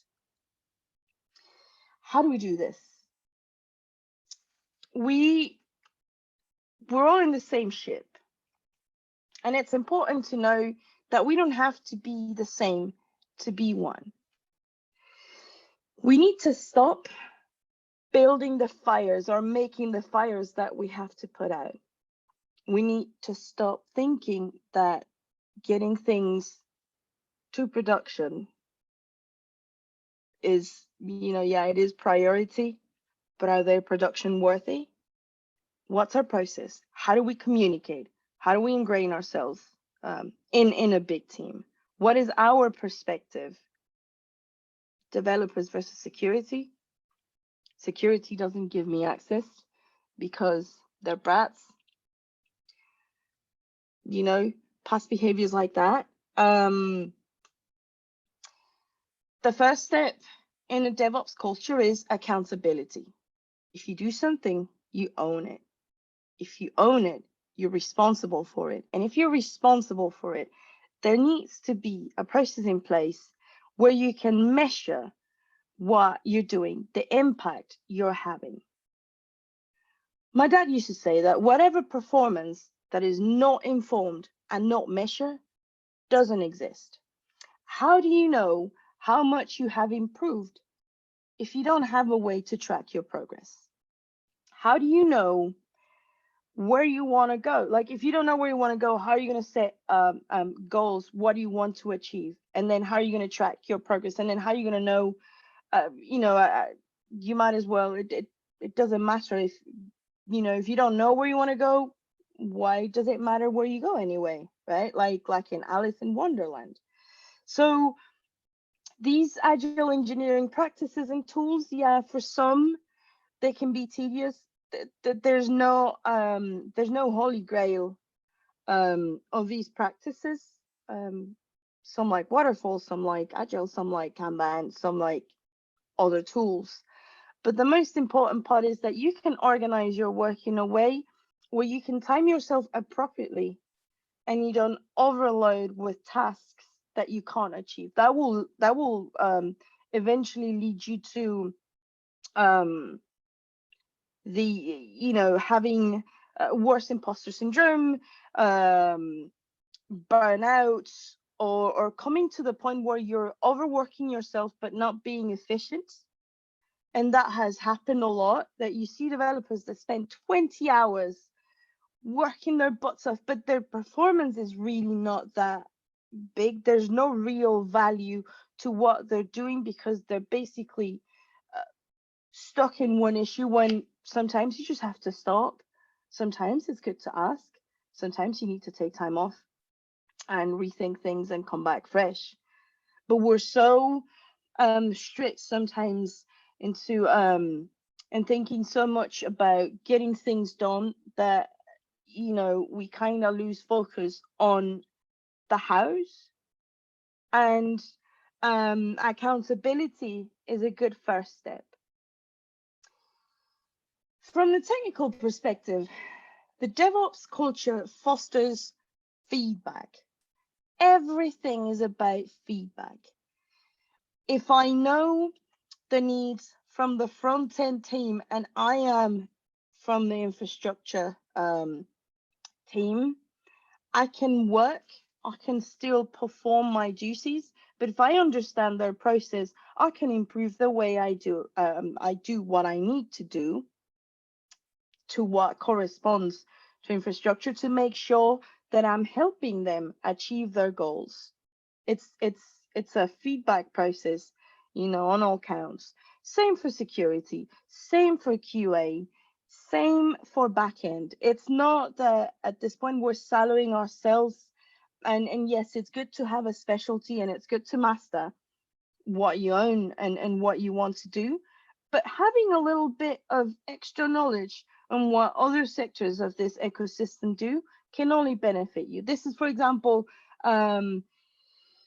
say I gave a talk a few days ago.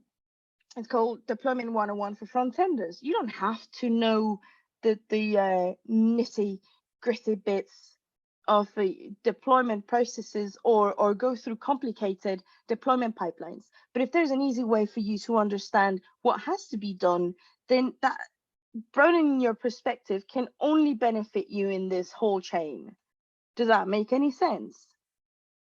And then if we go on a bit more technical in terms of what DevOps means for DevOps professionals, it basically means collecting data, performing analytics against that data, and then tune it over time to achieve improvements in usage in general, whether it's an app, like a service, whether it's IoT, etc., etc.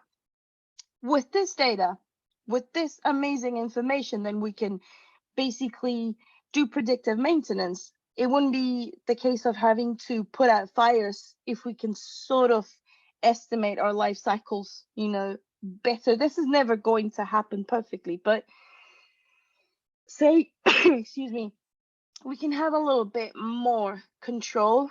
And if things happen, if it hits the fan, then we are a little bit more prepared, if that makes any sense. Then obviously that predictive maintenance and also the information that we get, we can improve performance in terms of infrastructure. We can improve app performance, reduce bundle sizes, improve our testing, improve our UI, our UX, etc., etc., to improve the quality of the products or services we're serving, which it's always a win, right? And then having this constant feedback will help us modify that performance based on what the public needs. Or in this case, internally, having that information from all different sectors will help us accommodate to the needs of the system, of what we're doing, of the business, of what other teams need from us and what we need from them, and sort of really make that bond and start working in full synergy. And I know it sounds like an ideal situation that will never happen, but I promise you, a little bit of organization can go so far. Communication and understanding can get you, to even better places. Now, I'd like to share with you some shockers, and this is also to finish illustrating why I am so passionate about spreading the DevOps culture and trying to do as much as I can everywhere I am, not only in terms of community and giving talks, but also in terms of, my own work, fostering this collaboration and making sure I communicate and understand, excuse me, the needs of other sectors where I work. I'm going to share some shockers from a survey that was run by OutZero. I can quote the source later, but get ready to be shocked. This is a survey about the IoT industry, but I think it applies to everything, just to give you an idea. The question was, do you believe that most IoT devices on the market right now have the necessary security in place? 90% of developers in the IoT industry said no, and only 10% of them were sure that, yeah, they were. When it comes to customer, it was, almost a 50-50 situation, 52 against 48, but 90% of the IoT industry developers surveyed said their devices they're shipping don't have the necessary security in place. Have we ever been in that position where we as developers know that what we're shipping is not to 100%? Let's think about it. I've been there. And yet we're still using the same apps. We're still using these products. We're shipping the fires we have to put out. We're shipping the bugs we have to take care of, or if not, someone else will do it. That's not my problem. I did what I have to do. It doesn't work like that, right? The next question. Do you trust having your personal or private data tied to IoT devices? Well, 49% of the people surveyed said no, but I still use IoT. And 51%, bless their cotton socks, said yes. Do we trust the apps we're using nowadays where we have to enter our personal information? It's not that I'm paranoid, but now I've come to always look at the console when I'm logging in my online banking or any important, app where I'm handling sensitive information, just to see what their process is like, because I'm a developer too. And then sometimes you find these things that are so shocking, and then you're like, well, I'm not surprised. Have I done the same myself? How much can you do, right?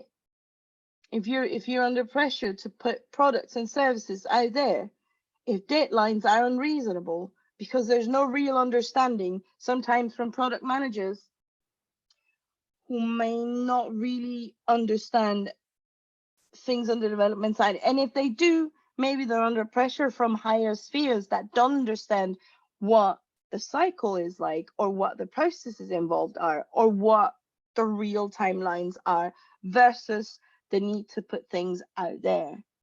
And then you're part of that chain. Someone higher is getting pressured to do things, and then it just goes all the way down to you, right?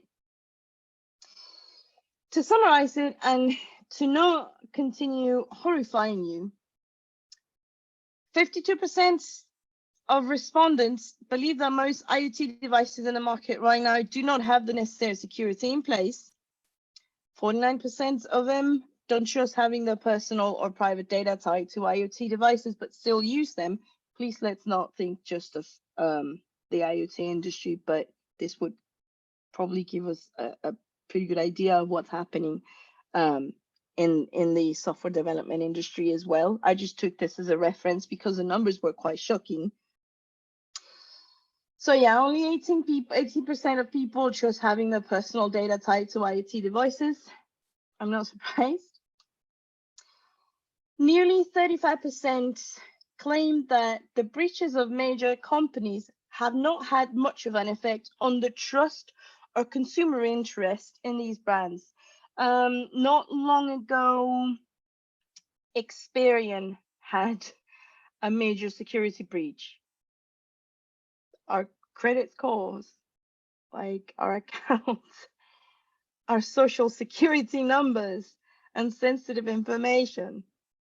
You know, us as developers, whether we work in small companies or bigger, bigger companies that handle, sensitive information, whatever we do, we are responsible for these things, as a whole.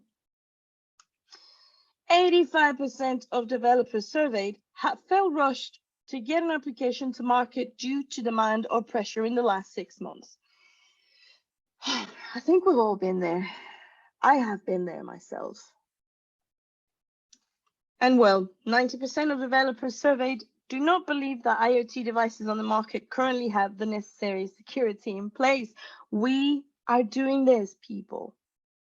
We are the ones that are shipping the fires that we have to put out, and we need to stop.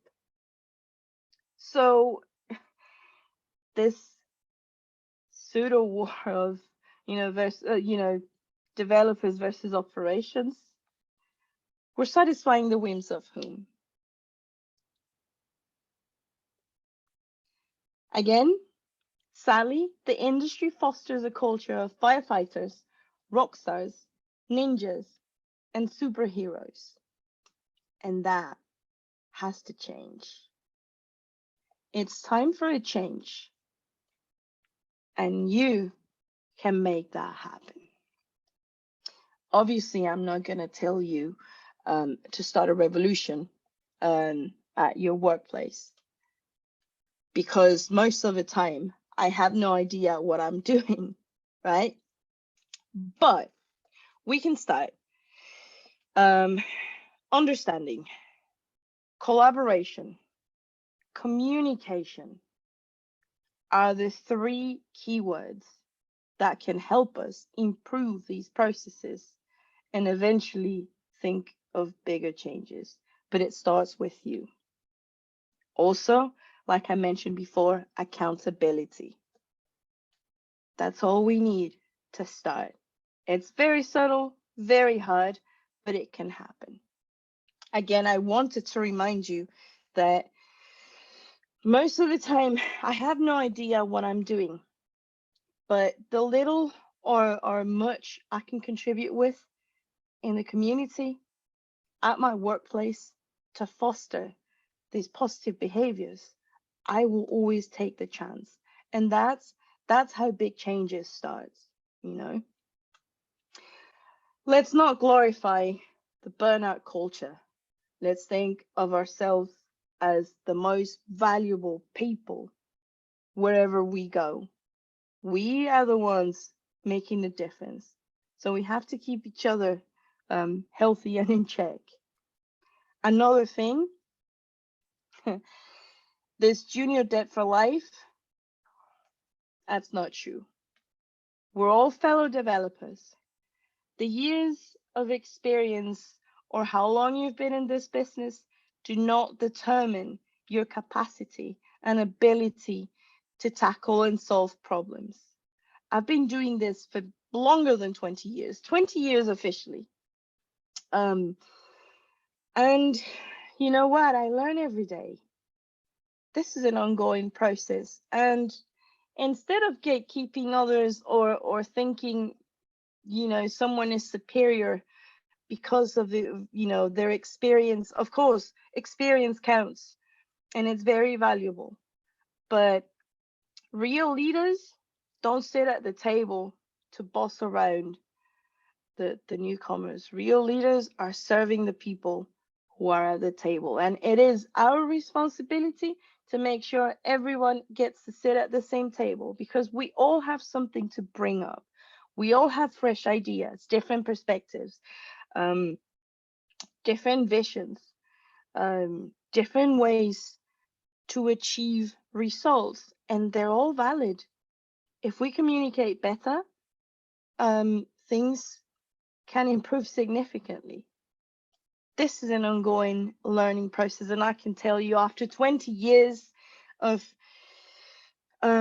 programming and being in the infrastructure world, someone asked me, so after 20 years, Python? I'm like, yeah, well, I'm confident enough to know when I'm messing up, and at least I can raise my hand and say, you know what, my bad. It was my mistake and I own it. Can you please review my code? How many times have I, gotten in touch with friends, or even those who think they're too junior to answer my questions? There's no such thing. We're all in this together. It's not us calling you from the top of Mount Everest and asking you to climb all the way to where we are. We're all going up together, or that's the way it should be. Please remember, praise yourself. You are valuable. You're more than sufficient. And your perspective and your unique ideas are valuable to all of us. I want you to know that if there's anything I can do to help you advance in your career, you will have my contact details again.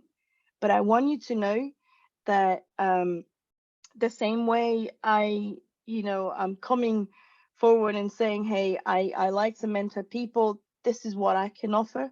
I count on all of you to help me out as well, because I do have questions as well. I will always have questions. And I think this is the perfect time to truly foster that true sense of community, to foster collaboration, to truly embrace the DevOps culture. And I hope my message leaves you uplifted and happy and hopeful, because you can do it. I see women like Cecelia Martinez, and I have seen where she started and where she's now, and I am stoked. I am amazed. And like her, many other men and women who are like achieving amazing things out there. We can all learn from each other. So that's all I had to say for y'all. This is the slides URL, and that's my Twitter account.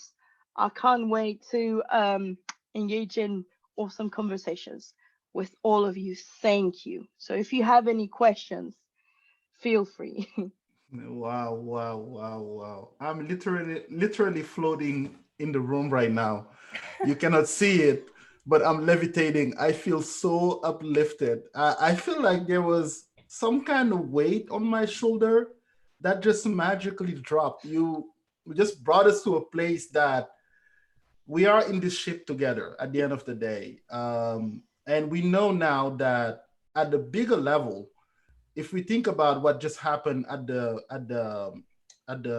world level right now, this big ship of Mother Earth, everything that is happening, like all the way to China from here, is affecting all of us.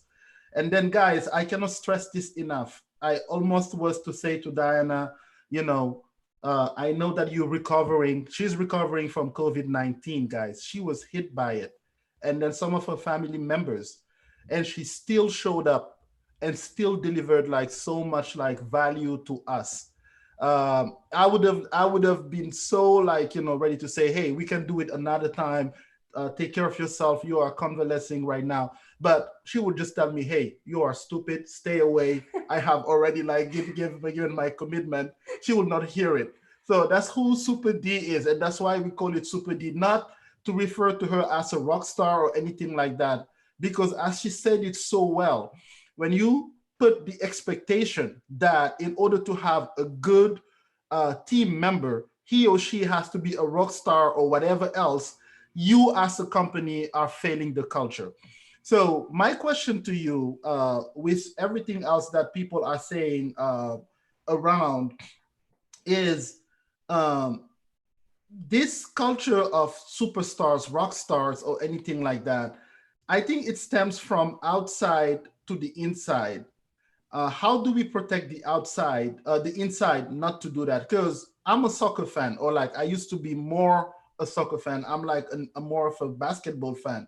But when I think about some teams, I think about their individual player, like Real Madrid or like even Brazil or anything like that. But when I think about the German squad, I think about a team. I don't think about, I don't know if I know any particular German player, but I know that like as a squad, when they are in front of you, you know that these guys came for business. How do we uh, uh, take a company to go from like the Real superstar to the German squad? How do you do it? And with your years of experience, how gently have you been able to push them to go that way? Um, well, it's not an easy task for sure. Um, I think the first step is to lead by example. Um, as a mentor, you're not superior than anyone, nor inferior. I see everyone as equal as developers. We all have different skills, and we don't have to be the same to be one. So, in my particular setting, I was the former chief DevOps architect of a company, and I left it very clear that I had skills that were very specific that I knew were things that I could do myself, or like handling an open source team to achieve a certain goal. Being a good judge of character, if you're in a leadership position, you will put your people where they can not only do what they know what to do best, but also stretch a little bit so they can learn something extra as they achieve their tasks. And that's what real leaders do. I've worked with teams where I don't have to micromanage anything because I give the trust. And that is a very sacred thing to give as a person. And I have that conversation. My manager had it with me. I have a wonderful manager. She has given me her trust because she says she trusts me.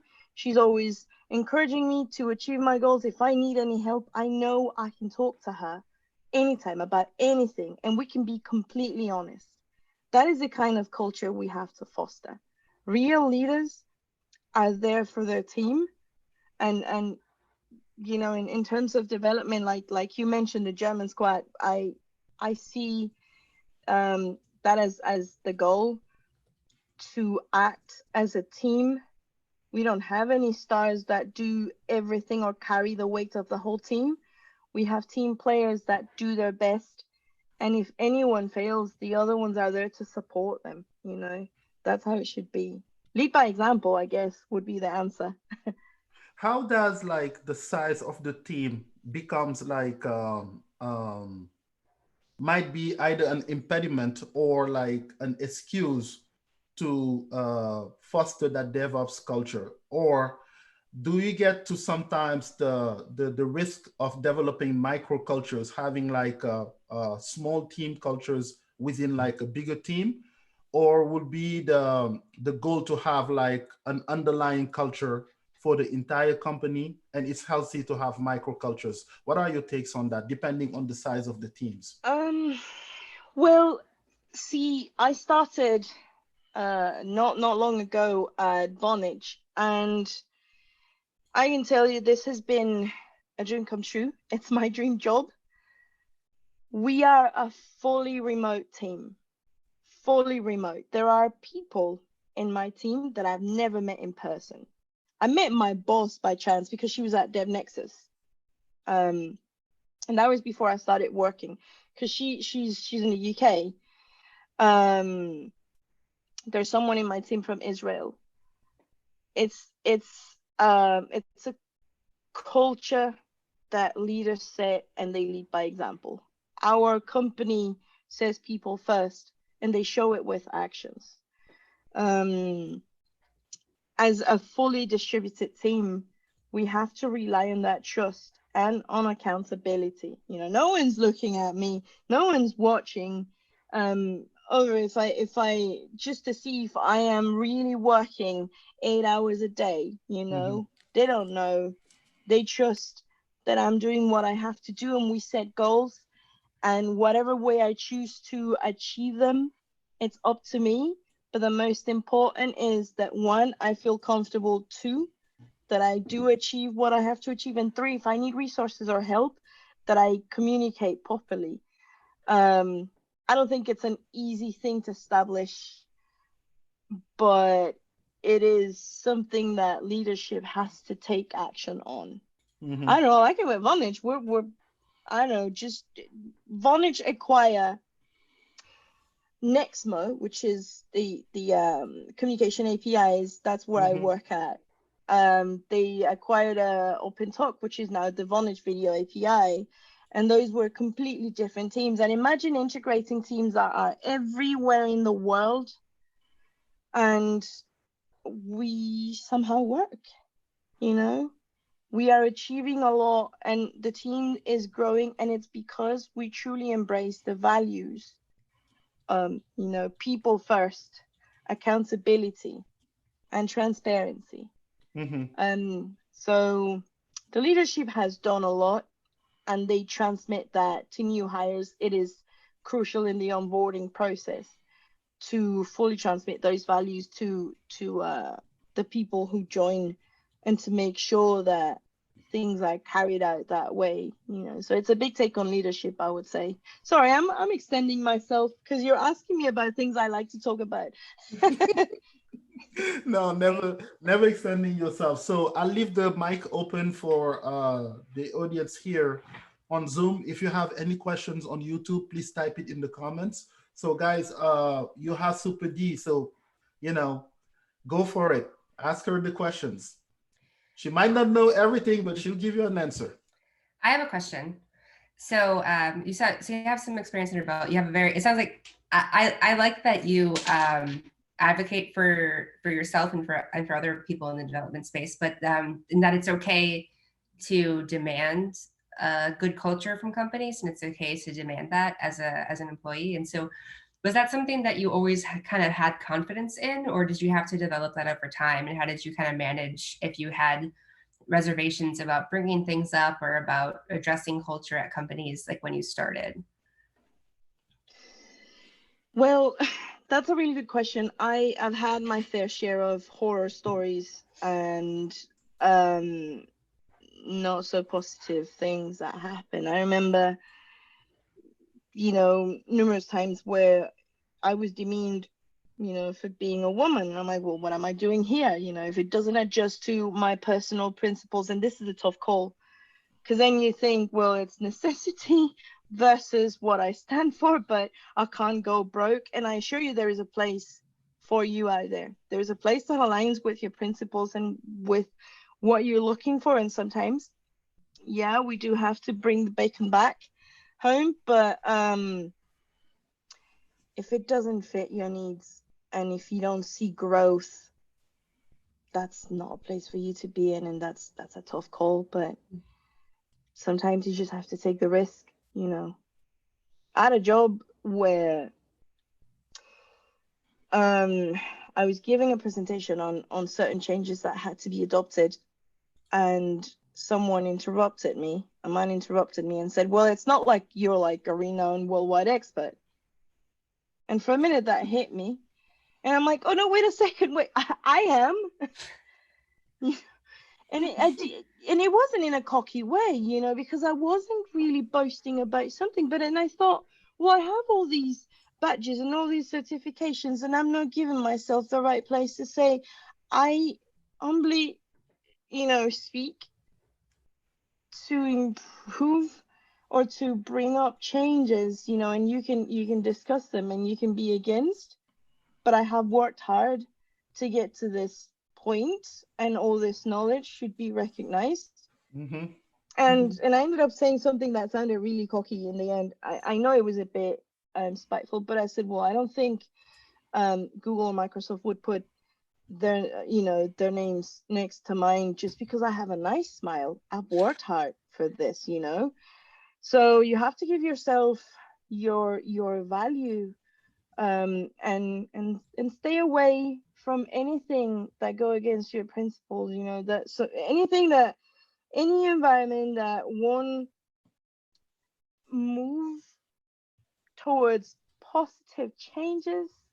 I think as soon as it starts to get that ugly, or things start to feel like a chore, it's time to move out, on, not out, on.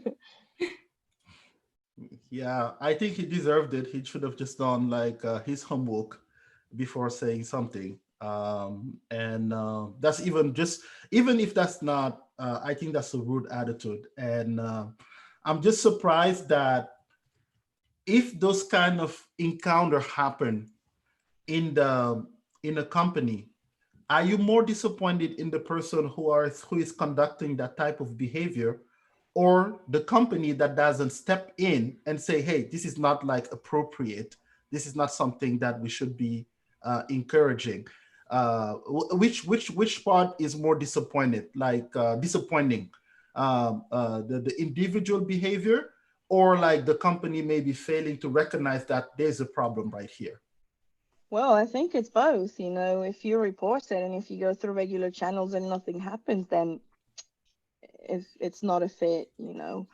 I liked something. I was in an interview. I was there just to listen to this person interview new applicants in my previous job, and there was someone who had been out of a boot camp for like 3 weeks and was already applying for jobs.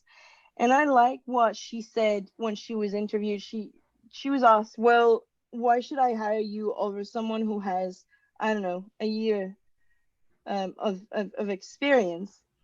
And she said, I don't know how much the other people you've interviewed knows, like how much they know, but I know that what I know, I know it well. And if I don't know it, I'm willing to learn. If you give me the chance, I will do my best, but I will do it honestly. And for me, that was a keeper. So yeah, something I wanted to add to this, and it's very controversial. I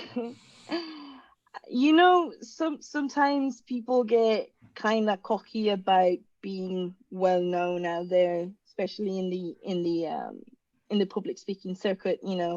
In the conference circuit, people kind of see your face out there. You start speaking at bigger events, and I spoke to 3,500 people once, like before 3,500 people once, and then recently I was working booth in a conference, and then people would come and say, hey, so you're the girl in the poster, and I'm like, yeah, nice to meet you.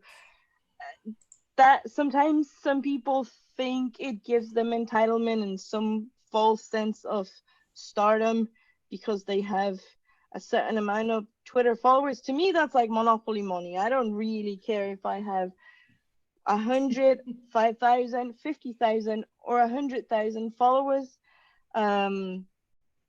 No one's going to ask for my autograph if I go to the supermarket. That would be the only way I would feel like, well, yeah, I'm known. I think, as developers and as mentors and as community leaders, we have to keep humility in check and remember where we come from. And if you're doing this to gain status or fame, and then you're doing it for the wrong reasons, because nothing will compensate the training hours, the speaking hours, the time you invest in this, working with the community. There's no money that will pay for such valuable time if that's the kind of reward you're after. So for those out there who want to be involved with public speaking and communities, this is for people who truly love helping others and who truly want to elevate others and be a positive influence and have a positive impact. This is not a place or you know, a job for those who are looking to gain fame or status, because that doesn't mean anything, you know, at the Mm-hmm. end of the day, right? Yeah. I mean, I'll ask for your autograph whenever I see you. That's for sure. Don't worry about that part. So, so As we long have as it's a. not on a check. So we have Mirla Montaño on YouTube. He has a question here.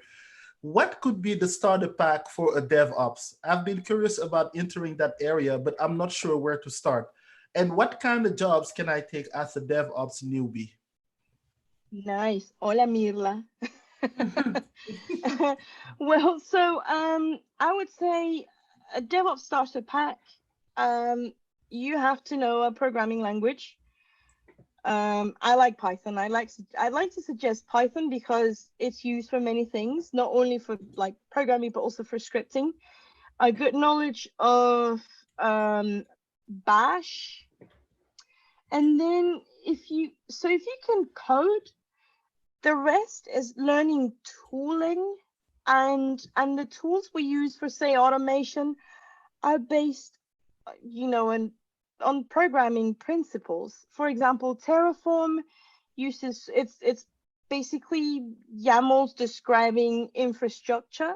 So I would say, yeah, something for automation could be Ansible, Terraform, um, a programming language, and some scripting, and that's more than enough to start getting out there. Also, knowing a little bit of system administration, but if you can get your way around the terminal, then half of the job is done.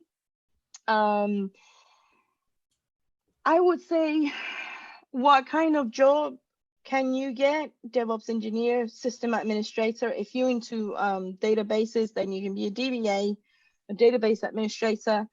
There's so much to do in that realm.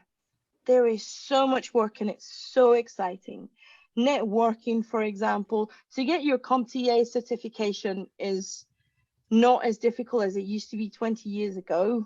There's a lot of content out there. I recommend Coursera. Google has a program to get people certified as Google Cloud engineer. I guess your DevOps associate certification is the first path. They have everything out there. There are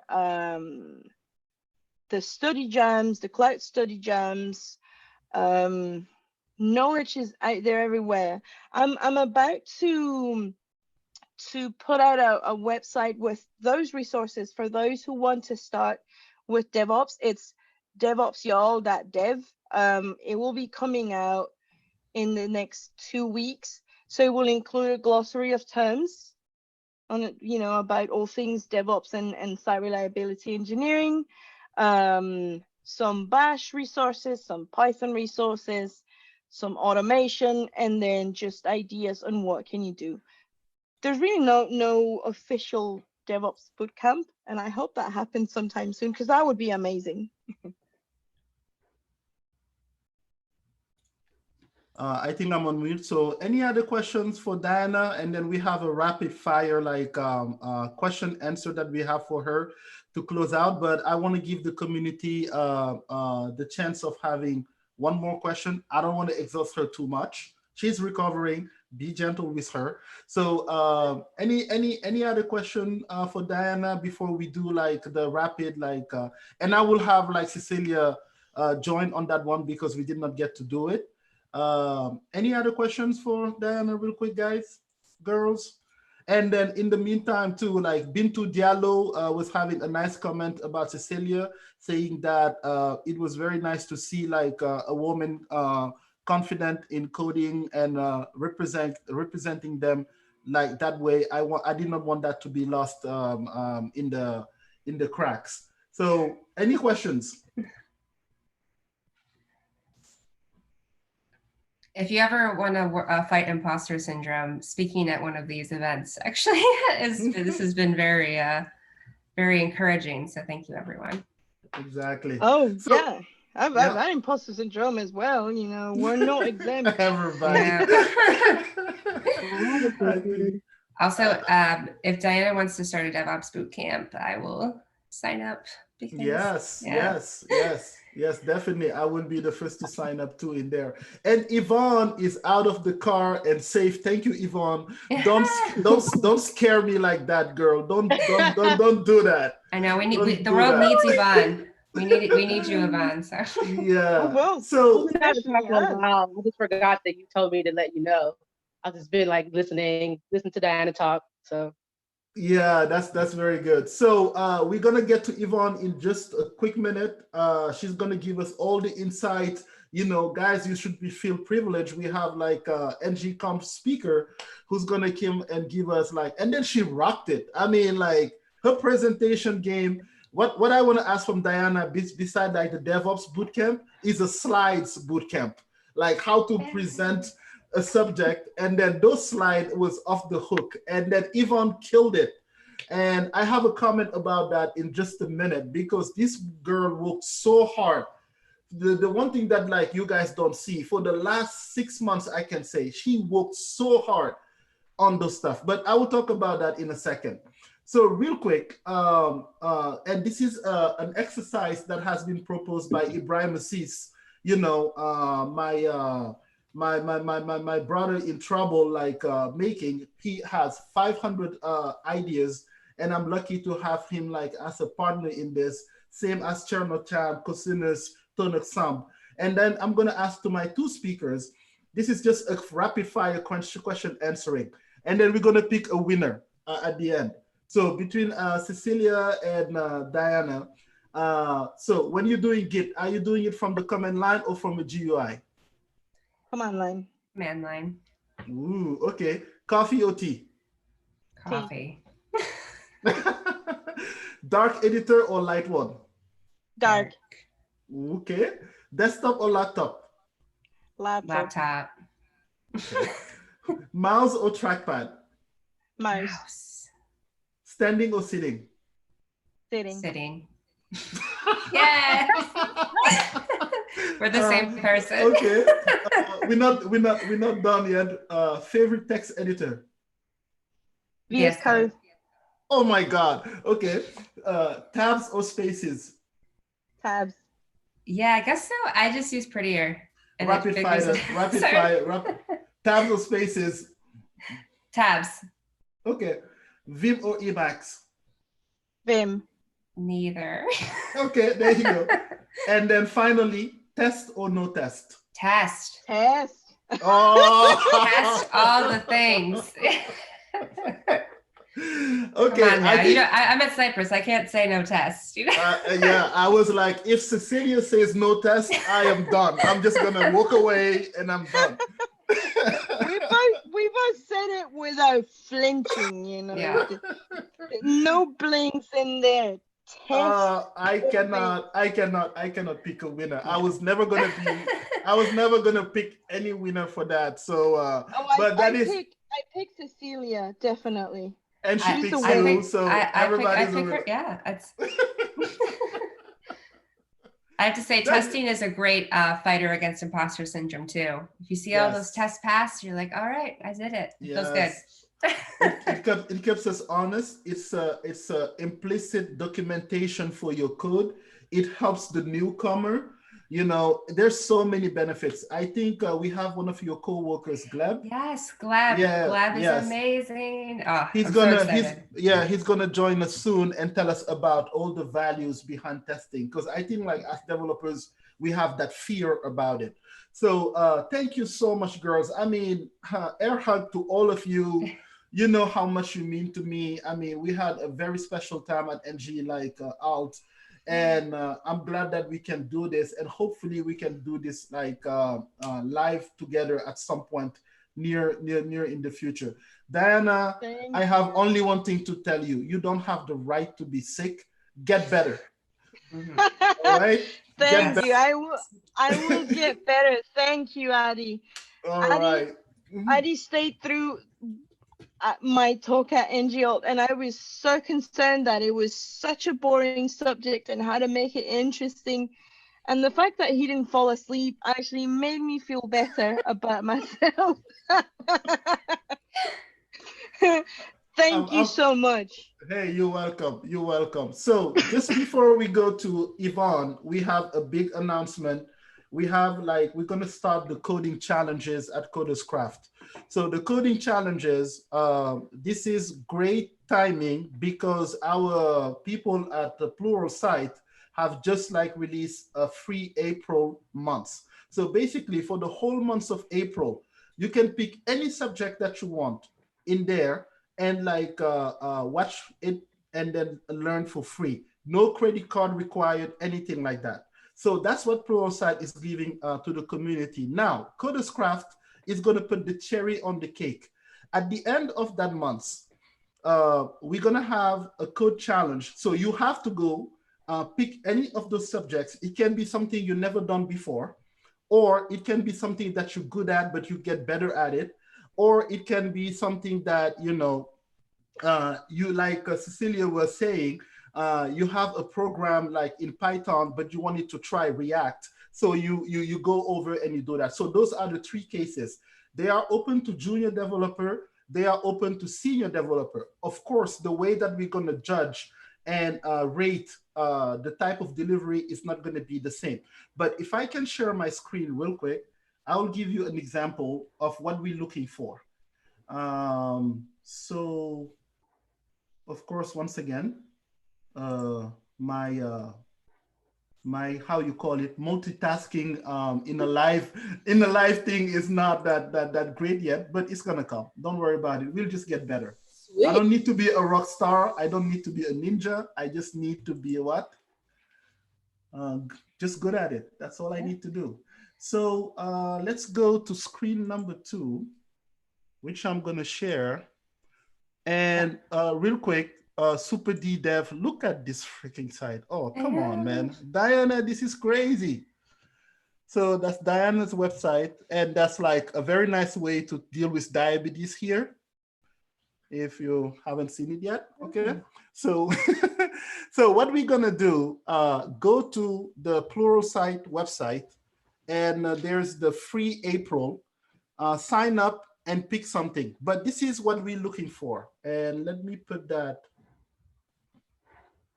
right here. So the winner is going to walk away. Don't walk away, stay with us, but you're going to get the $299 that we're going to spend and buy you a whole year of Pluralsight if you win this coding challenge. Okay? So after this, if you win this coding challenge, you have a whole year of Pluralsight for you. So one of the example, so earlier I took an Angular test and I scored 132, which says that I'm proficient in Angular. A little later, I took the same test, or I took the test again, and I went from 132 to 199. So this kind of things that we want you to share with us. So whenever you start, whatever language you take, start and take like the proficiency skills test, and then show us the before and after. The coding challenge is going to be like a payroll app. You can write it in any language, Python, JavaScript, whatever you want. You can use a user interface or a command line interface. Your app has to be posted on GitHub and running. So we're going to put all of those details into the, I'm spending the weekend just working on the new site so you can get all of that. But start brainstorming already. If you have nothing else to do this weekend, sign up for a Pluralsight and start like upskilling yourself, because we are working on our craft here. So that's going to be the idea. It's going to be a payroll application. So think about people coming, let's say we have a coffee shop. I'm going to give you a user story. Let's say you have a coffee shop that has a manager, a supervisor, and then the baristas, the regular workers. and then each of them has like a pay scale. And then some of them, the manager doesn't get like overtime, but everybody else gets overtime pay. And at the end of the two weeks period, you have to pay to do the payroll for that coffee shop. So that is the challenge that we're gonna do. Of course, we're gonna make it a little more detailed when I share like that code on GitHub. So or like the challenge on GitHub. Once it is on GitHub, you're gonna have to fork the project, and then you're gonna have to do a PR for your solution. So that looks like a real thing. So if you are a junior developer, please do not feel shy about this. People are okay to collaborate if they want, and I encourage you to collaborate. So people who are keeping me honest here, Cecilia, Super D, Yvonne, what do you think about this? And then what can you give as an advice to everybody else? I love it. I think this is exactly what I was talking about like practicing on real world apps and just doing getting in there. I would say start with like some aspect of the functionality that maybe you want to get better at. So, and just kind of stay focused on that. So for me, like I had to do a lot of drilling on login and authentication, just because that's something that it just took me some time to get to learn. So definitely feel free to like break it up into small pieces and take it a little bit at a time so you have some wins to celebrate along the way. But and also, you know, feel free to like leverage the community resources. Just because it's a challenge and you're working on it doesn't mean that you can't like, you know, get advice and learn in public and all that great thing. So this is amazing. This is, and also Pluralsight is fantastic. You can, it has a lot of great resources for things that aren't always available for free online. So for me, learning C# and .NET and things that there's not a lot of free resources for because you have to pay for like Visual Studio, Pluralsight has a lot of great resources for that. So yeah. Is my mic on? Yvonne, what do you think? Yeah. Yes. Oh, okay, cool. So I wasn't aware you could hear me. So I would say, especially trying to like do a lot of tutorials or kind of think about things that I've wanted to build out and never actually got to it. One thing that I did learn a lot when doing a lot of training is do a wireframe. There's no way you can create an app before you, well, it'll be a bad idea to start coding without actually thinking about the infrastructure of the app that you're trying to create. So right when you started giving me the components of the application, I was like, okay, there's baristas, there's a manager, there's this, that, and the third. So I started thinking of those. I came from an object-oriented programming background. So boom, baristas is a person, that's an object. So these are the type of employees that I would start stemming from to start thinking about polymorphism, which means like, okay, each one of these is a type of employee, but they have slightly different pay scales. So boom, one of the different things would be a pay scale difference would be inside of an object, you know, that can be overwritten for each type of employee. So like the first thing you start doing when you're starting any project is first infrastructure and how it's gonna look. Because Amen. You start coding it, you're gonna start making a lot of more errors if you don't start writing it down. And like, again, if you're dealing with a lot of front end work, you're starting to think about component architecture. So you need to figure out, okay, what is just kind of do a rough draft of what a page would look like, and then start drawing boxes to see, okay, this is a component here. This is a component that's going to be inside of here. Like once you start doing a wireframe of what the page look like and what the, like home screen and this screen look like, you can then start saying, okay, this boom, that can be a component here. This is a component here, so you can start looking at how to build an app before you actually started coding an app, which is, very important and often overlooked because everybody just want to get down to coding. But when I'm creating an app or thinking about how I'm going to start writing an app, I never code first. I always get some pen and paper down. You don't need to get fancy. You don't need Sketch. You don't need all these fancy tools. You got a pencil, paper, go old school. It works because your brain can connect the dots a lot faster because, there's actually a mind-body connection between your pencil and your brain and actually writing things down, which people actually overlook. And, because there's, we want to use technology all the time, but there's actually also value in putting things to pencil and paper, especially in the beginnings before you start, going crazy with all our technologies. Take it to the basics, start, modeling out your application, then go ahead. Because oftentimes I forget when I'm actually coding what it actually looks like until I go back in go back to my wireframe, like, oh wait, this goes here.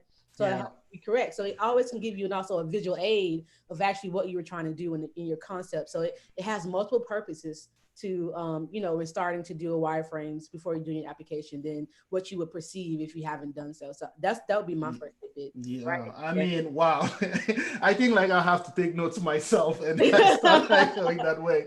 And this girl wanted me to give her only 10 minutes to just come in and say hi. I'm like, you are not getting 10 minutes from me. You have to come back here for a whole hour, and you guys can understand why. So Super D, any comments, any pointers on that? Cecilia and Yvonne said a lot of important things. I would say, to add on top of it, pace yourself. Work on the things you feel most confident at first. And I don't know, for me, it works breaking my goals into smaller tasks. So I don't see an end goal that is, impossible. So I divide my work. Sometimes during the day, I set myself to achieve 2 or 3 main tasks, and then I can measure my progress throughout the day. And if I don't do it, then I can take on the next day. And then I have a deadline of where I want things to be done with, and, sort of estimate a little bit of extra time, correct things. I'm in the autistic spectrum, so if I don't have structure myself, it is very hard for me to achieve anything because I get distracted with everything else. So it's that, and asking lots of questions. Even at this point, I still ask lots of questions. What Cecelia and Yvonne said, it's more than perfect. Yeah, and on that, on providing structure, I'm gonna take advantage of my friendship with Cecilia, who's gonna help me. She did not know that, so that's news to her. Who's gonna help me put this structure around this by putting together a user story that we're gonna put. We're gonna make this as real as possible. We're gonna put it as user stories in GitHub, and then that will allow people to go in, look at those user stories, and go against it. If we have a set of wireframes, we'll share it, but that we will leave it open. One thing that I will add right now, just thinking about it as a bonus, anybody who comes from a TDD perspective and writes some good tests for this, you're gonna have a special prize no matter what, okay? So testing is not gonna be the determining factor of how we're gonna pick the winner, but we're gonna have a special like prize set for the people who go that route. Okay, so Diana and I wanted to say Cecelia. So I can say Cecelia or Diana since you guys had the same answers to our little quiz. That's the same person. But Cecelia, I'm gonna reach out to you. We're gonna see one time where we can sit like and just knock it out, because I'm gonna take advantage of your journalistic like way of thinking of things, and we're going to create those user stories. So guys, get ready for this challenge. There's going to be way more perks than just that, and we're going to have even second prize and third prize. We're going to refine this whole thing, and then by next week on our next session, we're going to have an official like way out for that. So thank you so much. I want to take hey Adi, I have a question. Yes. I have a suggestion. So I don't know how many junior developers we have on the live right now, or that you have as your audience, but just as a maybe, it could be fun to pair the junior developers together, or a junior with a mid-level as a pairing, because I know a lot of junior developers are mostly scared, and this will be very intimidating to them. So if you can pair them with someone that maybe have some experience, like if we do like a Google form, and you can ask some questions like, are you a junior developer? Are you TDD? Are you front end? And you can ask also, do you want to be paired? And then you can maybe, have a list of people who want to be paired, and then maybe pair them yourself, or maybe put a list out there like, hey, you guys mentioned that you want to be paired. Here's the list. You can pair up, or you can probably help facilitate that to make it less intimidating for junior developers. And the only reason I say that is because we hear this all the time on Twitter and even with ourselves. This will probably be a challenge that will freak us out. Yeah. Even if it was, Yeah. even Yeah. though Yeah. we have supporters Yeah. and like we're talking to them with our confidence, they're more like, I don't even know how to use GitHub properly. What is he saying? PR. What is what is a merge request? Even I really Yeah. just Yeah. recently Yeah. learned Yeah. what merge Yeah. request and PRs Yeah. meant. Yeah.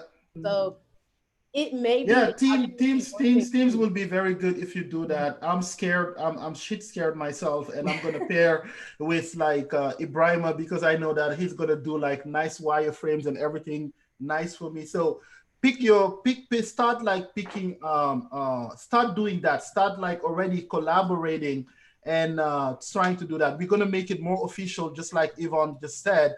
But this is real in fostering DevOps cultures. At the end of the day, we don't need ninjas here. We need people who are gonna come in, work together. Because at the end of the day, that's what you're gonna do. You're gonna have to work with somebody. So if you're gonna take this challenge as a uh, as an excuse to do that, please do that. Great suggestion, Yvonne. But Yvonne, what I want you to talk about is ngconf right now. Girl, let us know what is ngconf.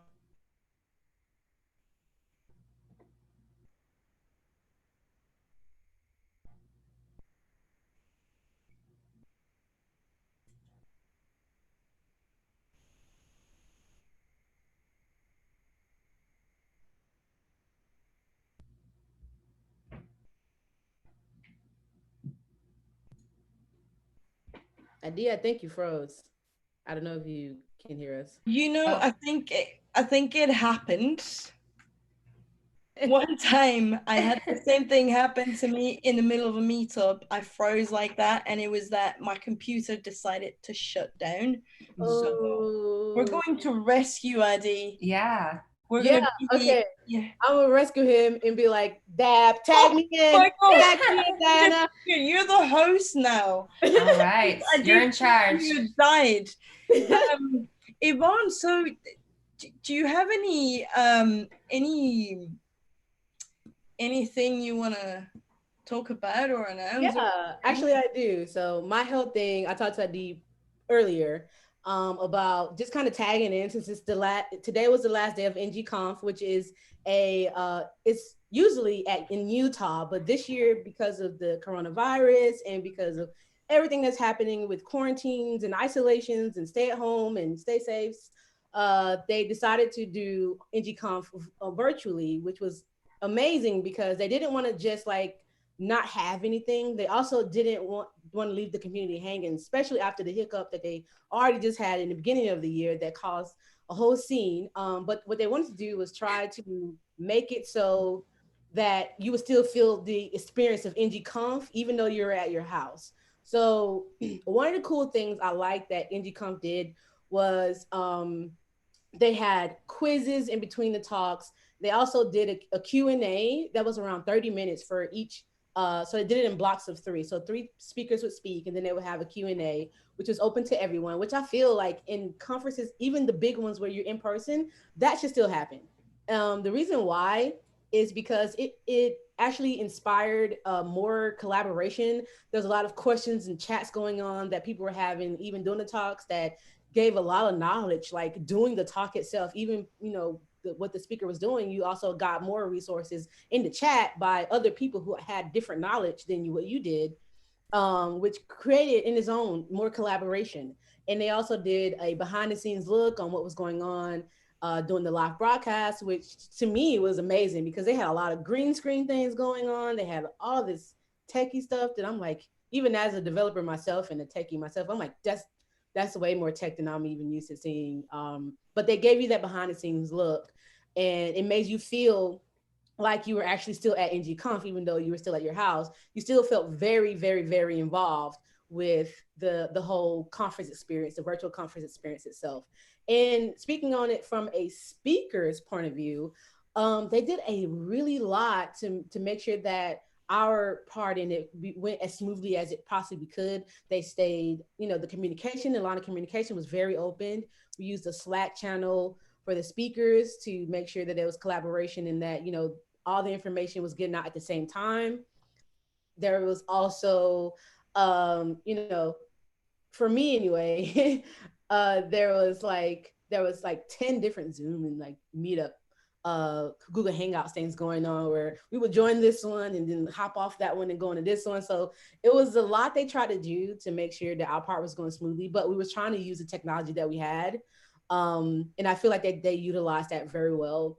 And if you are in the Angular community or you use Angular at all, or you're interested in Angular at all, I can say that from what I've heard, there have been a lot of advancements. If you're worried about, oh, Angular is about to die, I wouldn't say that it is. I think that the amount of resources that Google is still putting into Angular and the fact that they're using it themselves can assure that it's still going to be chugging along for quite a long time. And as well, they're doing a lot to advance the compiler, the debugger, monorepo. NX was like, I feel like the superstar of ngconf because it was like, it's like, NX is amazing. The person that owned, like one of the co-founders of it is amazing himself, Jeff Cross. So I could see why the product does so well, because he himself is like one of those superstars who will never pay homage to himself. He will always crack a joke at his own expense before you see him acting anything like arrogant or like a typical superstar type. I've been on the speaker scene for a while type person. He's more of a very down to earth, you can ask him anything type of person. He would reach out and lend his hand to help you, which is what he did to me. My first talk at NG Atlanta, he was the one who made me feel safe because I was so nervous. He was like, you know what? I got you. I'm gonna sit right here up front. And if you ever need to raise your hand, and I got you, Yvonne. And I was like, are you serious? Because I don't know what I'm doing. Like, I didn't know how to do this stuff. I didn't know, like, at all. And I was like, I don't know what I'm doing, Jeff. Like, seriously, I just want to be honest. He's like, I got you. This is how you do this. He like explained everything to me. It was like, I'm gonna sit right here. If you need me, just look at me. I got you. And I'm like, I'm just a little nervous about Jeff though, since he lost his beard, his beard. I'm like, this he lose his superpowers, but so I'm gonna wait a little. I mean, Frosty lost it. Mike, I think, like lost it too. They all did it together for a fundraiser. So yeah, but that was for a fundraiser. But they just became such like iconic figures with that. It's just gonna take that. It's rough. Uh-oh. Oh, we lost him again. We lose him again. It's because it was my turn to be the host, and he was trying to hog all the hosting power, and it was just like, it's my turn, regardless of what you say. People need to know who I am. I'm just joking. I love your t-shirt, by the way. Mine? Yeah, like, Double Dare. Yeah, Nickelodeon, guys. I don't know if y'all saw. I showed Diana, but I haven't shown you yet. Their next Mo t-shirt. Oh, that's a cool t-shirt. A lot of us will keep on wearing it. I'm wearing Pay the Maintainers. Nice. I'm also having a sandwich. This is a proof of how much live we are. That you're eating a sandwich. Yeah. Also, your sandwich keep disappearing into like the background. It's like it's eating, like it's getting eaten, but then it comes back like. I wish that happened with food, Just magic. Perception. Yeah. Oh, you are killing me right now. So how much preparation do you think, like, was it different for you because it was ngconf, or were you just like, I'm just gonna treat it like anything other? Like, how was it? What was that experience for you? So first of all, if you saw the schedule, originally they put me in between John Papa and Stephen Fluent.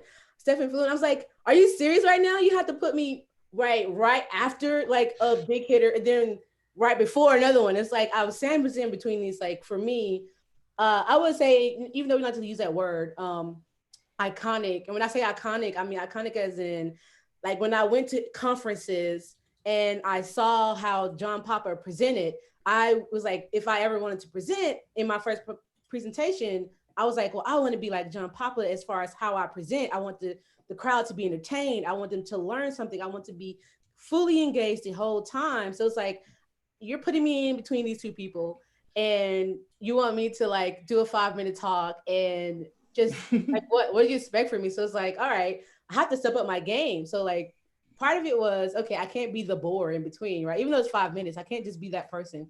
And that's just a person I put on myself. Aaron didn't put that on me. No one put that on me. I just felt like it was up to me to bring my A game. I was at NG Conf and I didn't want to let anybody down, you know, considering that they had put and worked so hard to still make this conference happen for us this year and not push it off to next year. I didn't want to let anybody down. So the preparation, I would say, is something I've done since I've started speaking, was reach out and get out of my comfort zone, which is like, my comfort zone is like way out here, if you guys was wondering. Wide comfort zone. Like, it's really hard to get out of it because it's like the whole world is my comfort zone. So I just kind of reached out to, you know, people in the Angler team. I told Aaron, I was like, listen, I think it would be pretty awesome to explain to the community what exactly happened with entry components. They're gone now, but we don't know why. All of the blogs was like, entry components are gone now. Ivy compiler has, you know, you don't have to do it anymore with Ivy, but you don't say what's going on with it, what happened, you know. So one of the ideas I had was to talk to the Angler team. We talked to somebody from the Angler team and find out exactly what's changed with the Ivy that made entry components kaput, not useful anymore, and what was happening. So, well, I just want to know what happened. So, but when I talked to Alex, I finally he was actually speaking at NGCom, so it made it a little bit easier to just find out like what happened. So what he gave me way more beyond. I was like, he gave me this whole long like page. I was like, whoa, thank you. He gave me way more than what I was asking for, which is amazing, and like a testament to the Angler team themselves and how they are really, there's members in there that are really interested and really devoted to helping out the community, that he just explained so much. And then, so funny, Rob Wormall, who also because I tweeted it, I asked on Twitter, because Jeff was like, you should ask on Twitter. And I asked, and then later Rob came in and I was like, whoa, hey, Rob, you came from nowhere. I like that, you know? So it's like, if you make yourself and you put yourself out there and you make yourself available and approachable, people will reach back out to you. People in the community, they want to help. So that's the one thing that you should try to learn, like try to remember when you're out there and you're nervous and you don't know who to talk to. Making almost like one connection can be the spark that also gets you other connections and help you get out of your comfort zone and just get over the, I don't know anything, I'm a junior developer, or I don't have anything to offer. What you can do if you don't have anything to offer, you can put yourself in a situation where you're learning something and you can give it to other people who also just thought that they don't have anything to offer. So it's kind of a domino effect where you didn't have anything to offer, but then you try to learn something so that you can show it to somebody who also didn't know it or just don't know it, and you just learned it so you can show it to them. So that's kind of how I approach things. I didn't know anything about entry components and like under the hood. So I saw that as an opportunity to learn something new and to teach it to people or to tell it to somebody that may not have known it. So if you think about it that way, and that you're learning and they're learning, and you're trying to teach to somebody who don't know what you just learned, you're going to always feel more involved because you're not trying to teach to that superstar guy.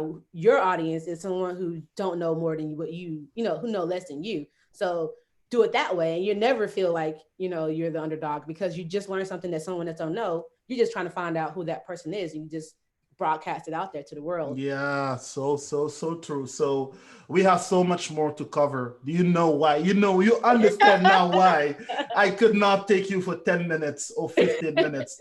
So we're gonna check in like offline, you and I, and we're gonna put a date where you're gonna come for a whole hour, talk about the developer experience, talk about the speaker experience too, and everything else in between. So Yvonne, thank you so much for giving us like, a first, I guess a scoop on NGConf and then the future of conferencing in general. So that's a new reality that we're gonna, and then the world, since it is your comfort zone, is like crumbling on you, and then you can go to the universe as your next step now. So thank you so much, guys. I want to stress this out.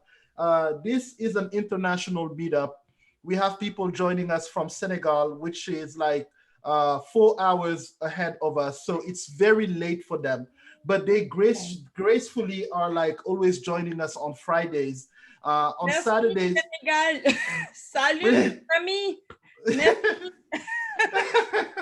Yeah, and like Dee has been in Africa, she has been in Dakar and Abidjan. So this is great. So these people are supporting us. They are the core, they are the base, and it's very late there. So I want to take a special time to say thank you to them, to be a great audience, to have great questions. And most of you don't see this, to contribute to this in many ways. So last but not least, before I say bye to you guys, is the rest of our lineup coming up.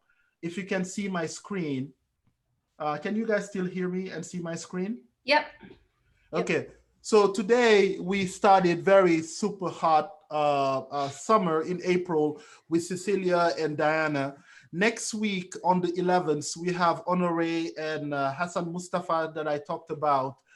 These guys are just amazing. That's going to be a French session.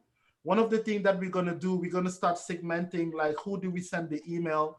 I'm going to send a survey. If you don't want to be involved in the French sessions, I'm not going to send you the email. But I'll send the email to everybody for the English session.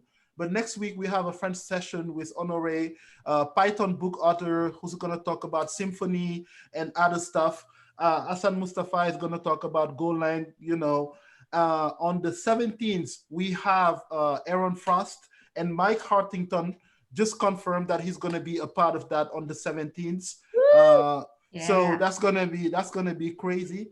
And then on the 24th, we have our next French session. So we're gonna alternate between English and French with Suleiman Sidibé. And I have two other speakers who have confirmed for the 24th. I'm just gonna see who I'm gonna pair with him. And then we already have some people lining up for May. So if you know somebody who should contribute, if you know somebody that we want to hear about, please share with them, get them to be part of the community, send me their details, and we will reach out to them. Guys, this is just getting like better and better by the second. Thank you so much to all our speakers. Thank you so much to all of our community members. Stay in good health. None of you have the right to be unhealthy. May God protect you. May God protect your family. And then we see you next week. Thank you so much. Bye. Bye. Bye. Thanks, everyone.